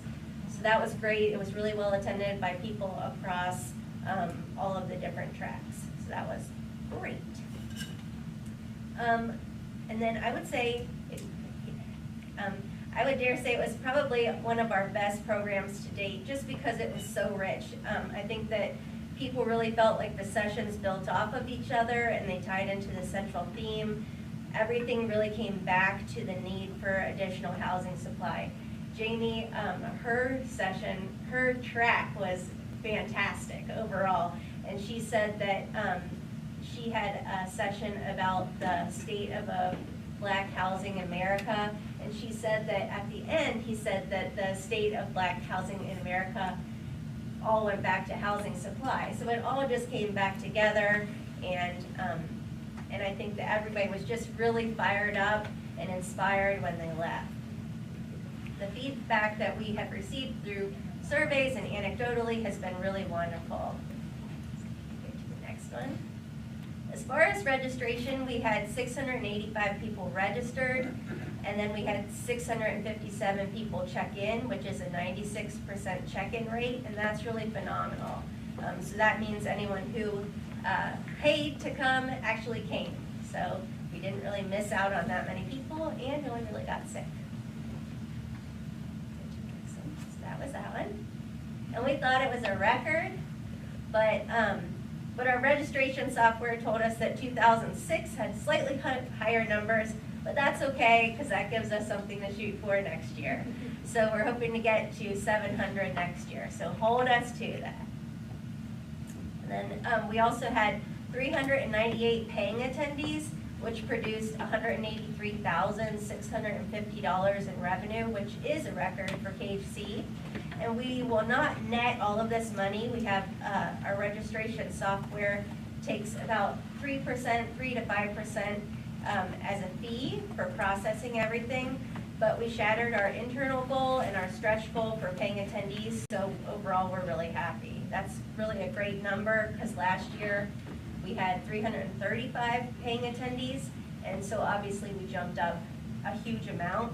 We don't know if that was just because we were in Louisville. We don't know if it was the base, the topic that we were talking about.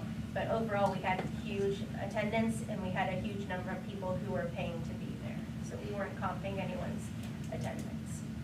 We also had a number of board members there, so thank you guys for all attending, and we would invite everyone to come next year. If you want to just come for a meal, if you want to just come for one session, please come. We would love to have you.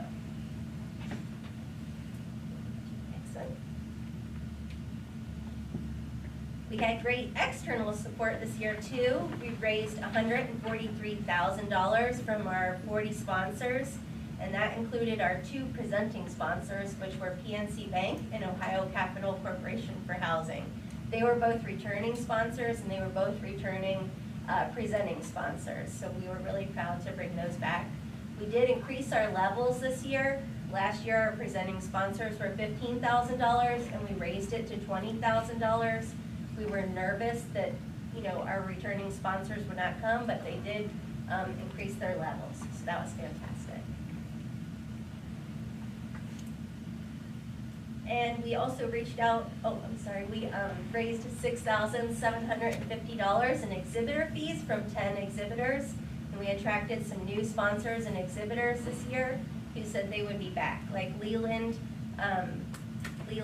Cabins, which goes along with our alternative housing theme. Also Miracle Playgrounds of Tennessee and Kentucky, which is a partner of Wallach.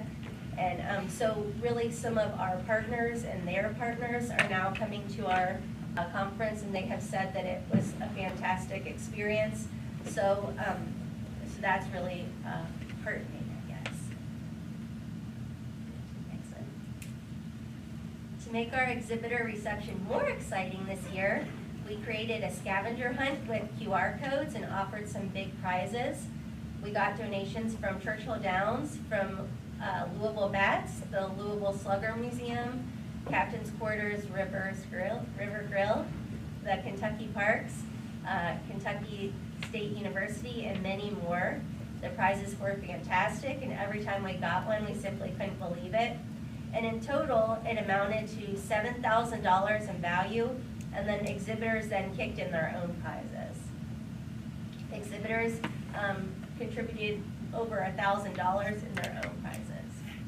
In total, we raised $340,560 with all of the donations and revenue streams all together. So that was fantastic. We were really proud of that number because, like I said, we raised our registration price this year, we raised our sponsorship levels, and then we went after donations, which we've never done before. And so to do all of that and then to come out on top. We were really proud of where we came out. I want to stop here and say that all of the credit for this success goes to the 4 people on the screen, and they're also right here in this room. So if you guys want to stand up. Stand up, please.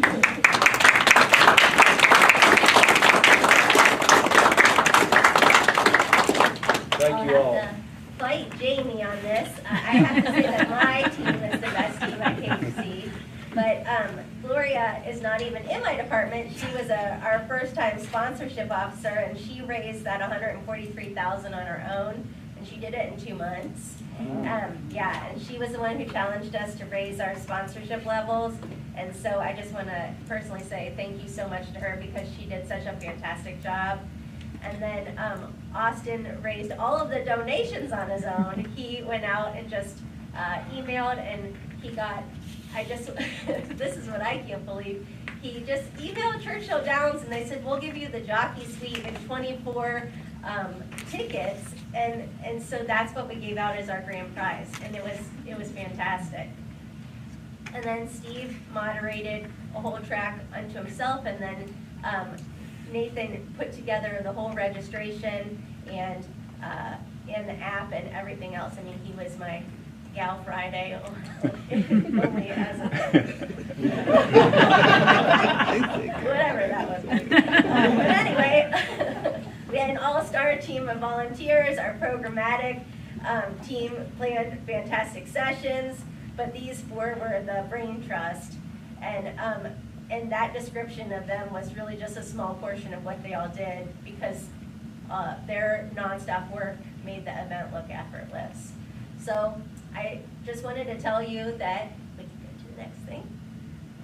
We recorded all of the sessions this year, and all of the PowerPoint presentations and recordings will be available soon in our app, and we'll send you all a link to those so that you can access all of the sessions and download them. So if anybody, we'll send that out in an email to you, but if anyone has any questions or if you have any problems downloading it, please let me know.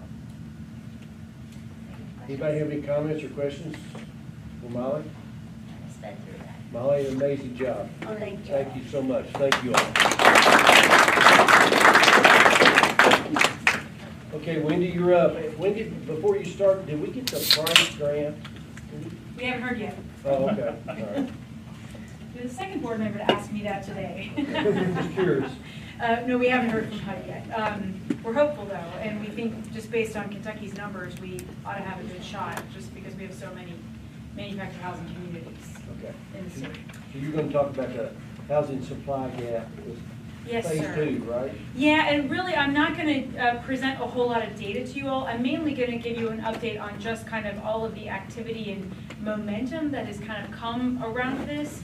I do have a little bit of data, but I will tell you, we just sent an e-gram out today letting you know that we're doing a webinar on September 10th. So if you weren't able to attend the conference and you want the deeper dive, I'll be speaking a little, but really it'll be our market consultant, market analyst, Patrick Bowen, who will do the data presentation. So if you really want a deep dive, that's a free webinar, and we just sent it out today, available to anybody who wants to attend. So I just want to give you all a sense of, this is kind of grown more than we might have even expected that it would, and just wanting you all as a board to be aware of it, lest you be surprised at a meeting or a cocktail party or something where someone says something about what KHC is doing, and we don't want you to be surprised, we want you to know.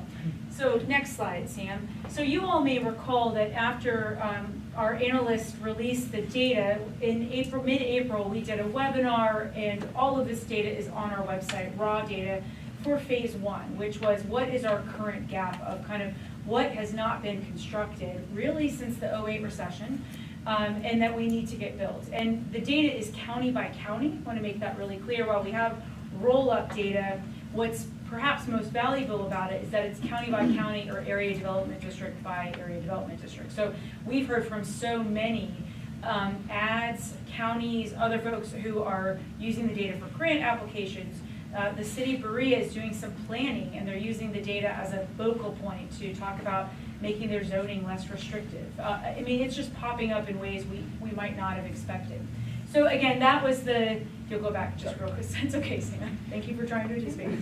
The current gap was just over 206,000 units that Kentucky needs to build. It's urban and rural, it's all over the state, and it's almost equally broken out between rental and for sale. With rental, it's really heavily on our low-income renters, but the for sale need is across almost every income band. These different columns represent different bands of area median income. And so just to give us a sense of where are the gaps for Kentucky, where do they fall across incomes. Now, next slide. Okay, so I want to make sure you all also know, because I don't know that I don't think we've had a meeting since this happened. In July, the Kentucky Chamber of Commerce and the Homeowners Association also released a housing report. They have never released a housing report. That's not something they typically focus on. But I'm sure, as Matt can tell you, economic development folks are just hearing more and more about the issue of housing being a constraint to economic growth and the need for workforce housing. So, we have talked with the chamber several times before they released this, so they even used some of our data and some of our concepts in their report, but they were doing that before we started ours. It just so happened that everybody's concerned about this. I want to make sure you know about it, because while their recommendations aren't especially specific, they are really, really kind of urgent in their message to the state and to some extent to state legislators. And I just want to make sure you all know about it. I feel like it's really well written, and just a really nice compliment to ours, to have it kind of coming from the business side of Kentucky. Next slide.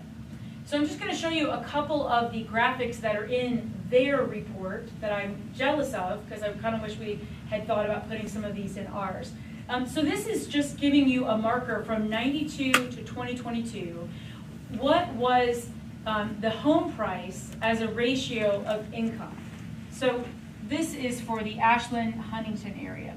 So in 1992, buying a home was about 2.7 times your income. It is current in 22, it was 3.2 times, right? But what we see is in Bowling Green and in Hopkinsville, it has really skyrocketed. All this is saying is that incomes and housing costs are diverging, right? They're not growing at the same rate, and housing's becoming really outsized in terms of the share of your income it takes. Next slide. This is kind of another way of showing this, but it's focused on what we call cost-burdened households. And these are cost-burdened renter households in Kentucky over time. And the light blue is what we call severely cost-burdened. These are renter households who are spending half or more of their income on housing. When you are spending half or more of your income on housing, you are incredibly at risk to lose your housing, to end up having to get doubled or tripled up with family, to potentially end up homeless. Yeah, go ahead. And does it include utilities or just? For renters, it usually does. For renters, it usually, for homeowners, the HUD doesn't usually include utilities. Okay.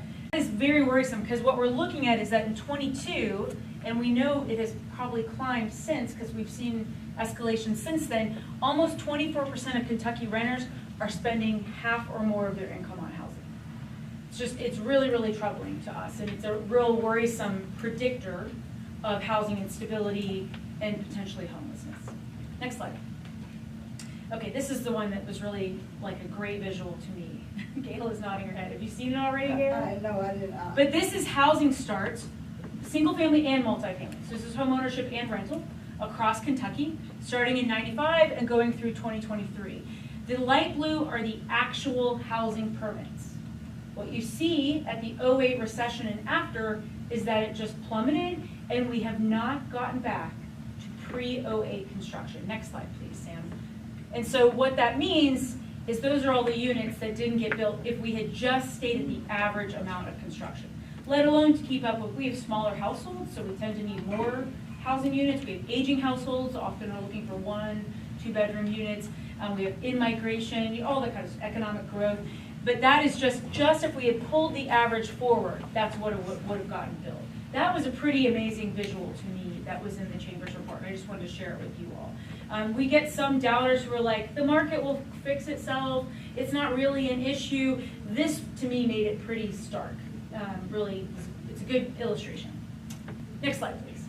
So I just want to let you all know that since we did the webinar, and we've kind of been making, like if somebody asks us to come talk, we say yes. We won't be able to do that forever and ever, but we feel like right now that's really worthwhile. I'm just trying to give you a sense of, there are a lot of partners that aren't typically partners of ours. We don't have a program for them to plug into and apply for, but they are wanting to talk with us, have us share the data, do a webinar for their own group. We just did a webinar for the Kentucky Association of Counties this week. They're just really wanting to have some data and conversation about it. So it feels like it was the right timing, or it's a little late if you look at the chart we just showed, but the time is now, other than 10 years ago, to have gotten going on this stuff. So we just wanted you all to know, like, we have had meetings and or presentations with all of these folks to us that it has just kind of ballooned a little bit. Next slide. We also wanted to make sure you all knew that the legislative task force that will meet monthly, they started in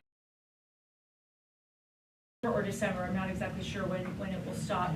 This page, and it's the list of the members, it's just legislators. Kentucky did a meeting, and we have offered to present our updated housing supply gap numbers, and we've done some research on what other states, red states, rural states have done to accelerate housing supply. We'd love a chance to share that with the task force members as well. Next slide. So I presented to the task force, and then you all may or may not have seen that Winston participated on a KET Tonight panel on housing that involved some of the legislators that are on the task force, as well as other advocates, and the Chamber of Commerce was on that KET panel. Next slide. And then the conference, you can go to the next slide, Sam.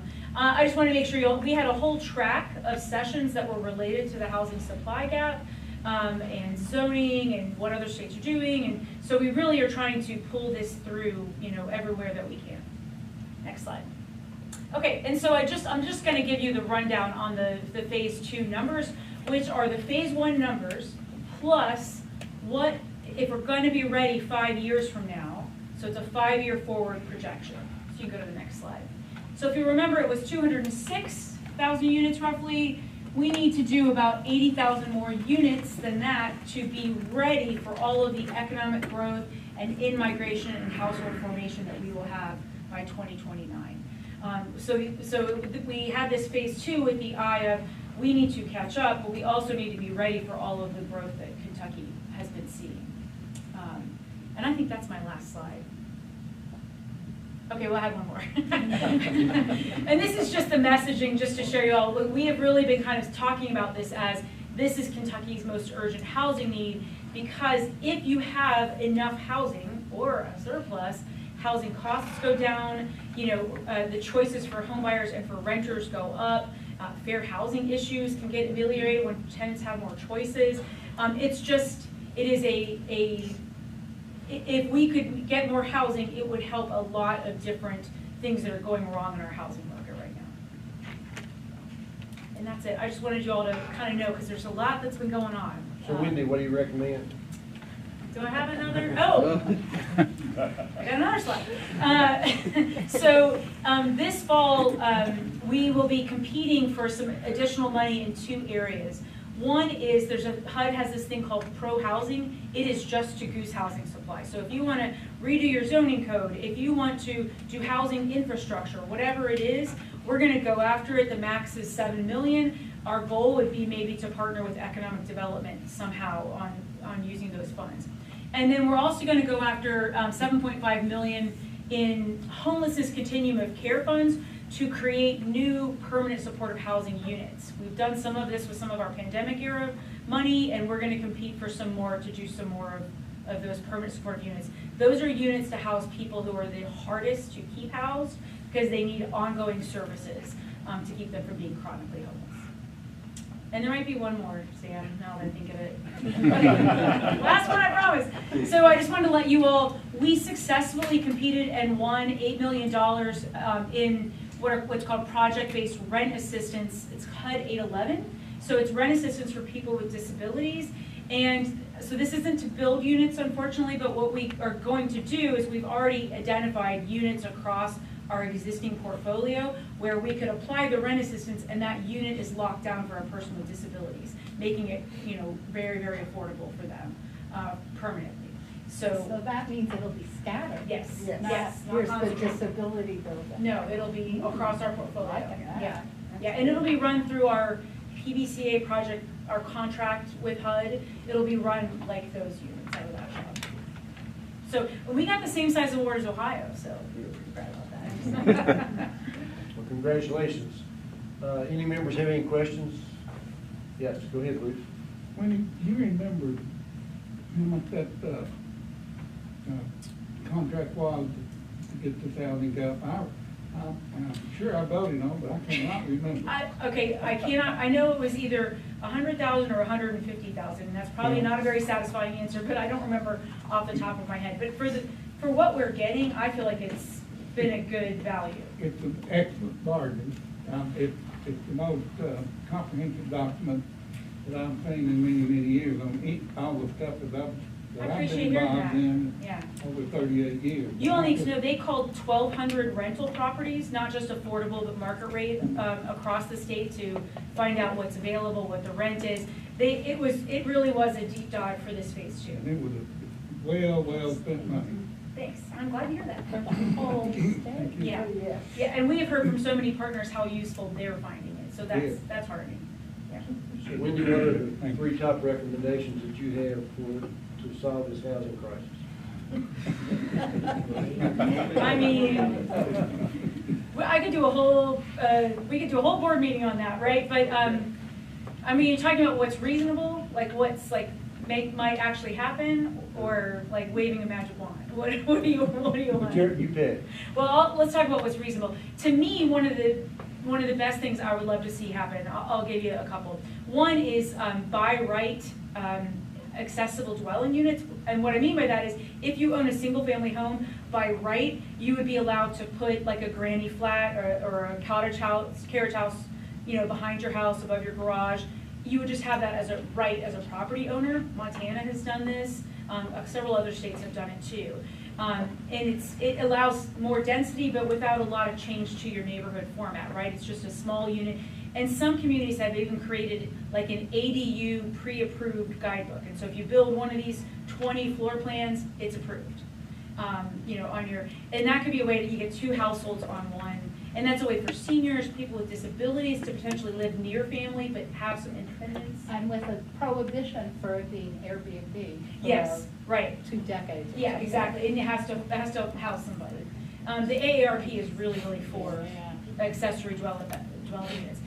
The other would be some kind of really big fund, and there are a number of states doing this. Montana, Oklahoma, Georgia, we're creating a revolving loan fund that doesn't have federal strings attached to it, doesn't have to be like deep affordable, but it could be like 120% of area median income. So you're working, your workforce housing, your middle income folks, to create units for them. And they would have to be smaller homeownership units and smaller modest rental units, but there might not be any subsidy in that beyond a low interest rate and patient lending.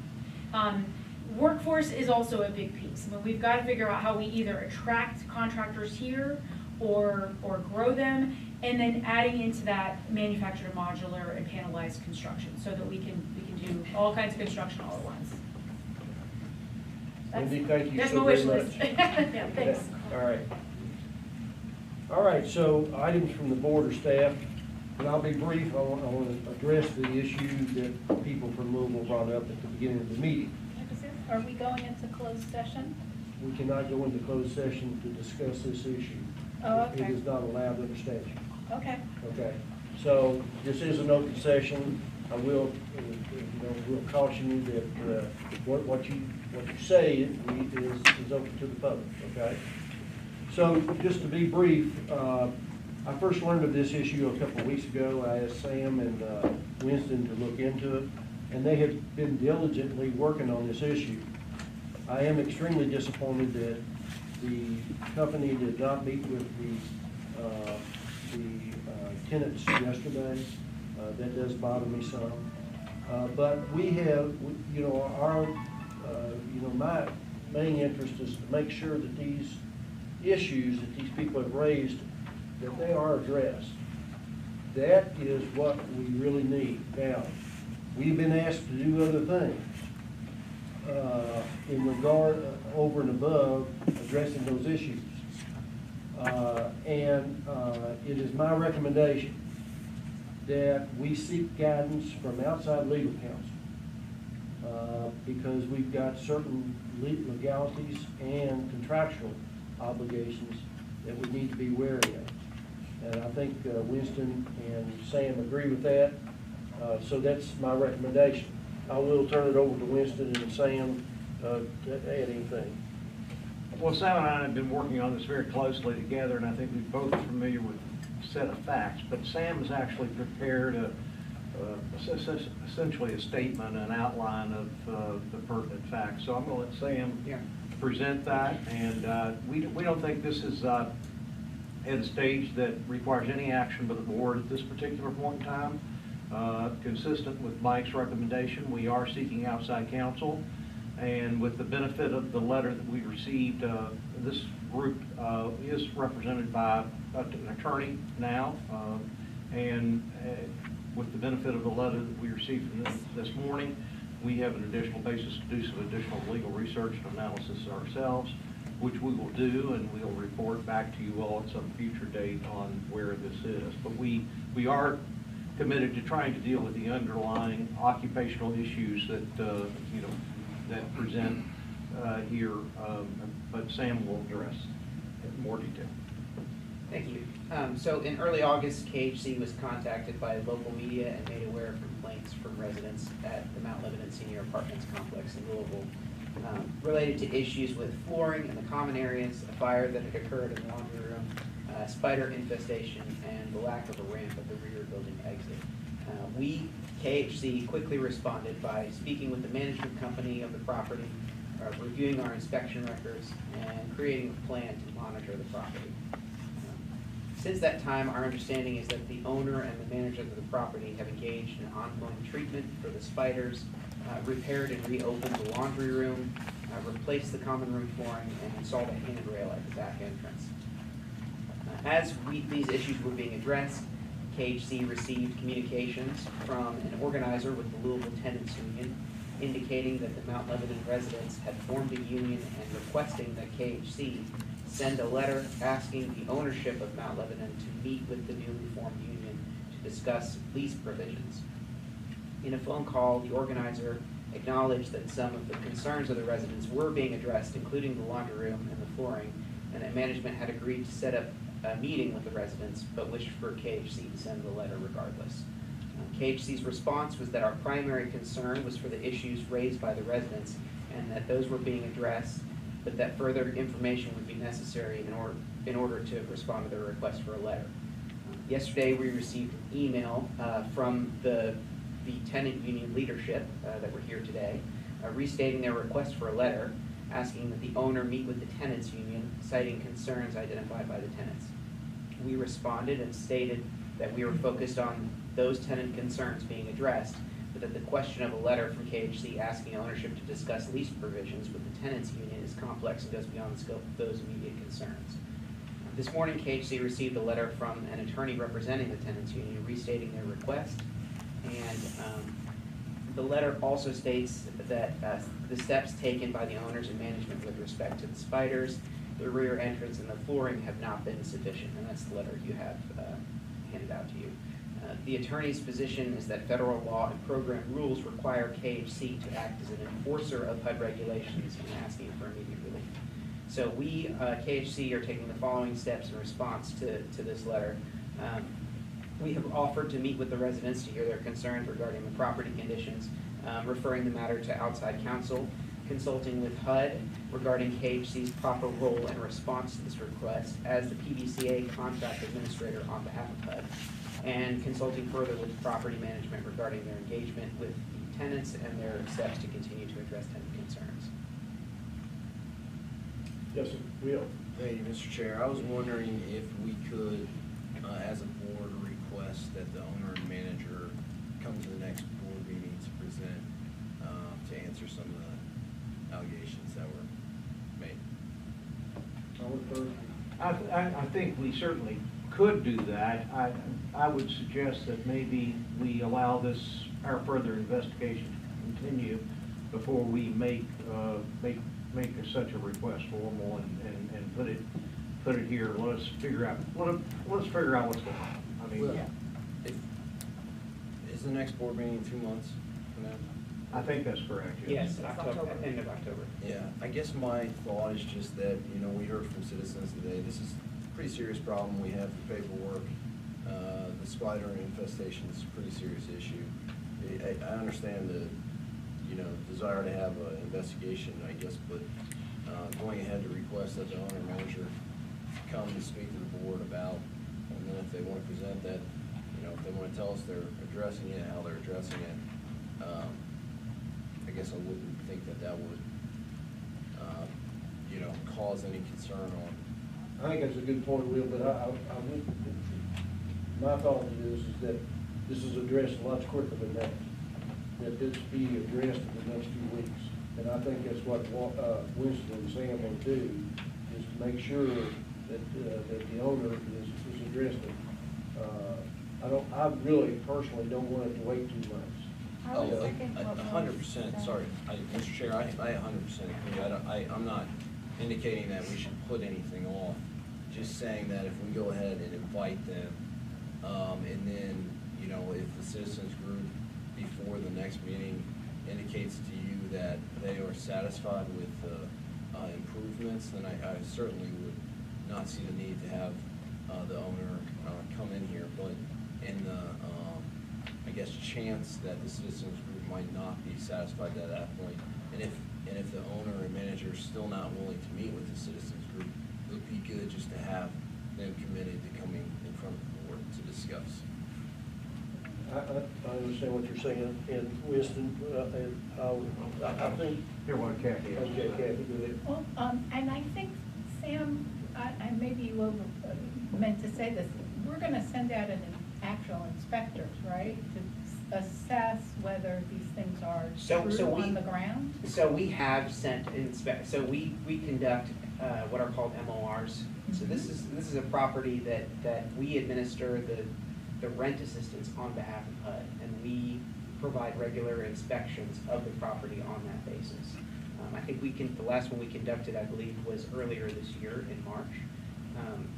You know, we can do that. We have offered to meet with the residents to express their concerns.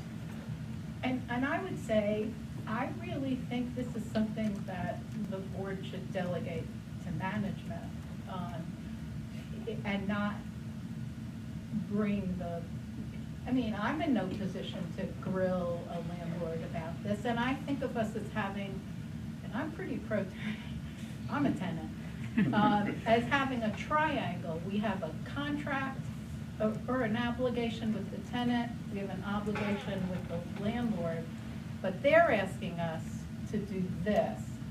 And I don't think we should do that. I think we should only, but I hear what you're saying. We're just gonna address our obligation to with the landlord compliance and us. Until I heard they didn't have that meeting yesterday, I was saying that there was no impediment to them forming a union. They've been freely going in and out of the building, organizing. No one has impeded their ability to organize.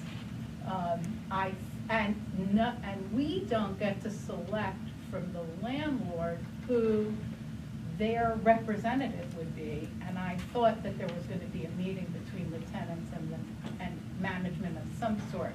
So I honestly would say, let's leave it to the people we trust and get legal advice, and then decide if, as a board, we really need to intervene. Let me speak to this candidly. We had not received any complaints about the conditions that have been described here until, and did not know about it until we received inquiries from the media. And after that point in time, Chair Denham received the letter from one of the organizers for the overall Louisville Tenants Union, essentially requesting that this item, that is the conditions and the negotiations with the union, be escalated to a board issue. And given the efforts that we've made to reach out to meet and to further the investigation and to solve the problem, and the continuation of the dialogue in terms of the letters and the presentation here today, it is my opinion that that is the continued efforts here is to escalate this to a board issue, as rather than seeking a quick resolution of the problem. And I'd like to focus on seeking a resolution to the problems and an answer to the legal questions which are presented here, which is what are the obligations of the landlord to negotiate with the tenants, and if the landlords do not negotiate with the tenants union, what obligations does that impose upon KHC, or do we have any obligations at all?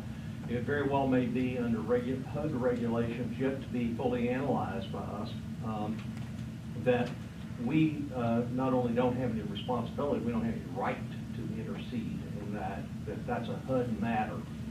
And so, again, trying to separate, if we can, the spider issue, so to speak, and other related occupancy issues from the representation and negotiation issues. I think we need to address those separately and deliberately, although on the occupational issues, I think we need to move as quickly as we possibly can to determine, you know, in essence, we've been told through various sources that these problems are either have been solved and are being addressed as quickly as they can. What we've heard today is something different than that, and I don't know what the underlying facts are. May I offer just a little more? Yeah. This is a property that is part of our project-based contract administration. So this property owner has a contract with HUD. We have a contract with HUD to administer the rent assistance and to make sure that they're being compliant. This is part of why outside counsel, you know, we think that might make sense because we want to understand what our role is.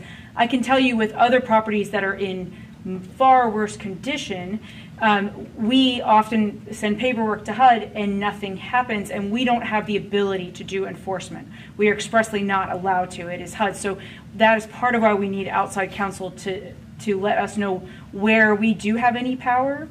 In addition, I want to make sure that you all know we were out there in January doing our management and occupancy review. That's a physical inspection and a file inspection.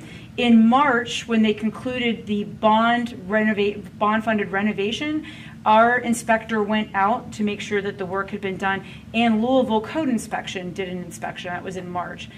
The issues raised are real. They are not structural. They are not major renovation things. Other than the flooring, that sounds like that's got to get sorted. Pest control is coming weekly and has since early August when we were alerted to this. A handrail has been installed at the back to protect people from rolling into the alley. There is a ramp for wheelchair accessibility in the front of the building. Code requires one ramp. It does not require both. It is our estimation that a ramp in the back puts someone in a wheelchair into the alley too quickly. And so it was not, that we did not keep a ramp in the back. So, Wendy, none of the things that they're complaining about had anything to do with our bond issue, right? The flooring might be the only issue. That was replaced, and if that is still buckling, it sounds like there's some issue that is... Did they address it initially, and did they work on it? They say they've replaced it, but it sounds like, I mean, what was reported today and in the letter is that might still be outstanding. We also post, they are required to post a tenant complaint phone number in a common area. As of January, that was there.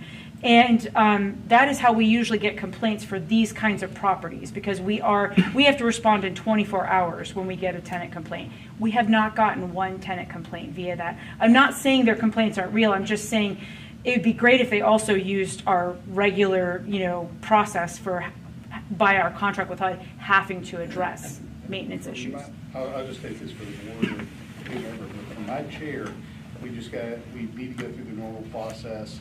We got to trust our consumer complaint process that Sam works through from KHC standpoint, let this play out, because there's nothing for really, in my mind, the board needs to be doing other than awareness. Okay, let me come back to you, Will, with your suggestion. What I would like to do is give them an opportunity to work on this issue.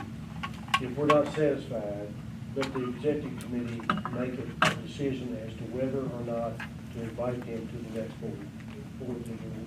Is that favorable with you? Yeah, I think, Mr. Chair, even if, at the end of the day, even if, this organization doesn't have teeth, so to speak, with the owner or manager, I mean, we can always still extend an invite, People came to us looking for help, and although legally we might not be able to, do anything to enforce their needs, we can still always extend that invite to the owner manager, and then at the end of the day, if they don't show up, that's on them. The press, can be made aware by the organization or others that, the invite was extended and declined, and, at least we tried. Point well taken. Heather, I think did you have a question? I was just in agreement with Will that I think an invite ought to be extended, and the idea being that if there's compliance that's been done and when these information is helpful, maybe they don't need to come, but it is a serious issue. I'm not saying you're not taking it seriously, but to extend the same courtesy. So are you okay with the Yeah, executive, with the executive committee? Okay, yes, sir. Well, from what I'm hearing, it sounds like that the owner has not done anything unless they've been forced to do it at this point. So every time that, somebody comes up with a complaint, somebody puts a little heat on them, they come and try to fix something to appease them a little bit. So my thought is that go through the third-party council, see what they say, and at the end of the day, if there's anything we can do, we should do. We agree. Yes, sir. I was just gonna say that maybe Will's suggestion should be a motion, so it's in the minutes properly. And that is for the invite. The invite for the executive committee to consider an invite if these issues have not been satisfactorily dismissed by that time. And our council, and we've received advice from our council as to what our role should be. So Is that an okay amendment? I think so. Mr. Chair, I would just hope that the invite's extended enough time that his owner doesn't say, we didn't have, it's 2 days before the meeting or something like that. We will make sure that doesn't happen. Thank you. What did you cite before as to why we can't go into the executive session? Statutes were not allowed. The state statutes? The open meetings. Right, open meeting law. I think it's, there's a question, I've said a little bit differently than Mike. There's a question about whether or not the open records law would permit us to go into a closed session to discuss this subject. And I personally am of the opinion that we would be permitted to do that, and that would not be an issue. My counsel is less confident of that, and so by being cautious, we I don't think decided it not to. matters in this situation where we were talking about, I can remember what you cited. Yeah. Just a quick point. It may be helpful for all the members at the next meeting to go into closed session to learn about the findings of the legal advice that we received as to what the role of KHC is impacting those. Proposed or pending litigation. So you think that would cover? If we're hiring counsel, we're anticipating litigation. If you've Okay. already done that, you probably can do it today. Well, we have a question about, I honestly do not believe the state statute allows you to go into a closed session to consider proposed or pending legislation. But I do think, if we are sued, I think you can do that. But if we think it's gonna happen, I don't think you can do that. That's my opinion. I'm not an attorney. But I have, I have been the chair of several meetings, especially with the industrial authority. You can go in because of real estate, you can go in personnel issues. I really don't think you can, anything that's pending, I don't think you can talk about. I mean, if you are sued, you can talk about that. I'll discuss that matter with, and we'll review that and make a recommendation to the board at the next meeting. Before we vote on the pending motion, let me just say this. I'm very sympathetic to getting these problems resolved. And I don't really know enough now to know what has been done and as to what's been done, why it's been done, whether it's been proactive or responsive or whatever. We need to get to the bottom of that. But what I really am concerned about is I don't want to set a precedent whereby any tenant essentially can escalate whatever grievance or complaint they have to full consideration of this board simply by coming here and speaking to us. Otherwise, I fear that we could unintentionally and with the best of good intentions further escalate those things beyond the need. If there's a need, then I'm all for it, but I don't want to just create the pattern of opening the door anytime anybody decides to ask to speak. And admittedly, some of this is influenced by the fact that this has been a fairly fast-moving thing. We offered to meet with them, and that's, unless I'm wrong saying, that offer has not been either accepted or rejected, it's been ignored.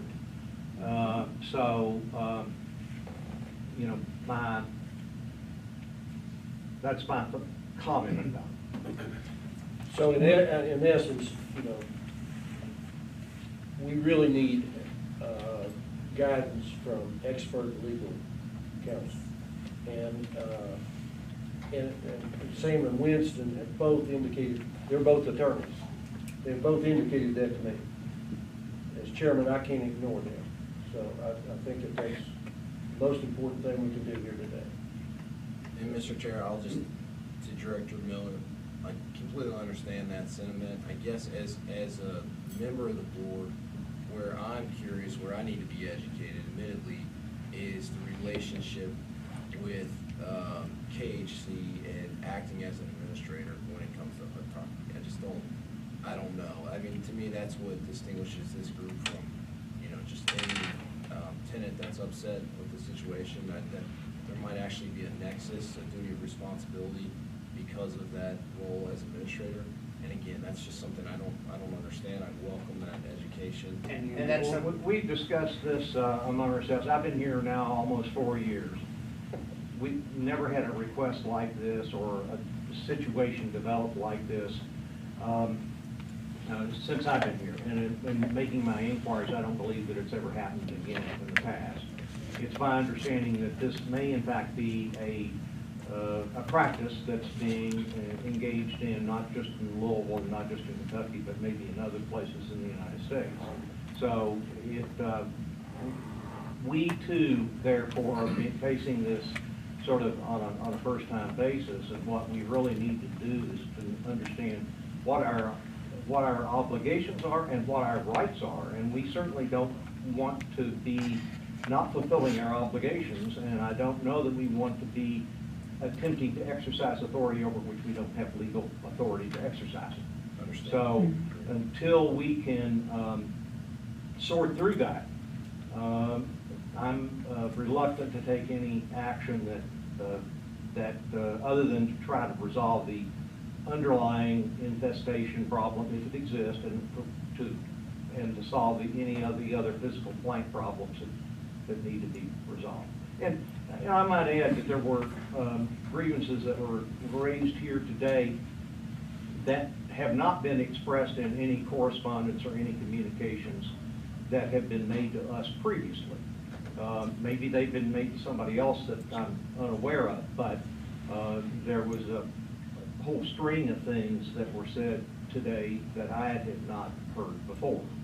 And so it's hard to address those without further investigation. And as Sam knows, I invited those folks to stick around, if they, while the board discusses, so. Yes, sir. I support getting outside counsel. And by the way, I'm an attorney, but at the same time, I don't want as a board member to have every housing authority in the state of Kentucky to come up here and say, well, we got a bus problem. So we need to do that the way you say, and solve this thing. But we don't need everybody coming in here and being in, saying, okay, well, let's just go to Kentucky Housing Corporation, let's get it all $5 million, and let's just be some kind of arbitrator for everybody. Well, I would just let me That's say what I this, don't think. Bruce, I would have to say that Sam and Winston have done everything they can to solve this problem. Yes. But they've focused on the problem of the brown recluse spiders, the flooring, those things. And I think y'all have had several staff meetings, and so they've all tried to work to solve this issue. That's what really needs to be done. Those issues that they bring up, those things need to be solved. I mean, everybody agrees with that, and that's what they focused on. And so I give them credit for working really hard to try to get that done. These other issues, have really clouded the picture. So, but your point's well taken. I have a question on the motion. Okay, so there is a motion, all right? So included in that motion is that the executive officers seek outside legal counsel to discuss these issues, and that the executive committee decide if it's necessary to invite the landlord at the next board meeting. Is that fair? Steve, is that kind of fair with what you know? Okay. I'll just say, I don't know if the landlord, owner, manager. All right, landlord, owner, manager, okay, we can put it in there. Is that, you good with that? Thanks, Okay. sure. So do you want some representative of the owner? Yeah. Or his representative. Yeah, right. Not water, but yeah, water is.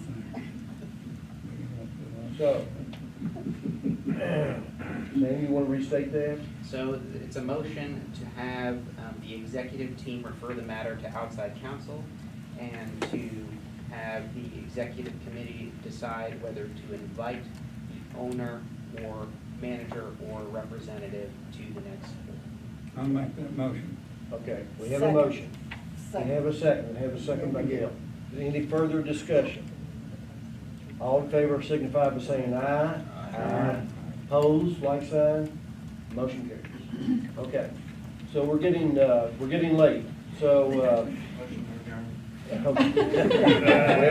Winston, let me call Winston. No, I don't have any other informational items today, thank God. Anybody else have any informational items that we need to be brought up before the board? Okay, if not, I'll entertain a motion to adjourn. All right, Steve? Second. Second by Will, all in favor, signify by saying aye. Aye.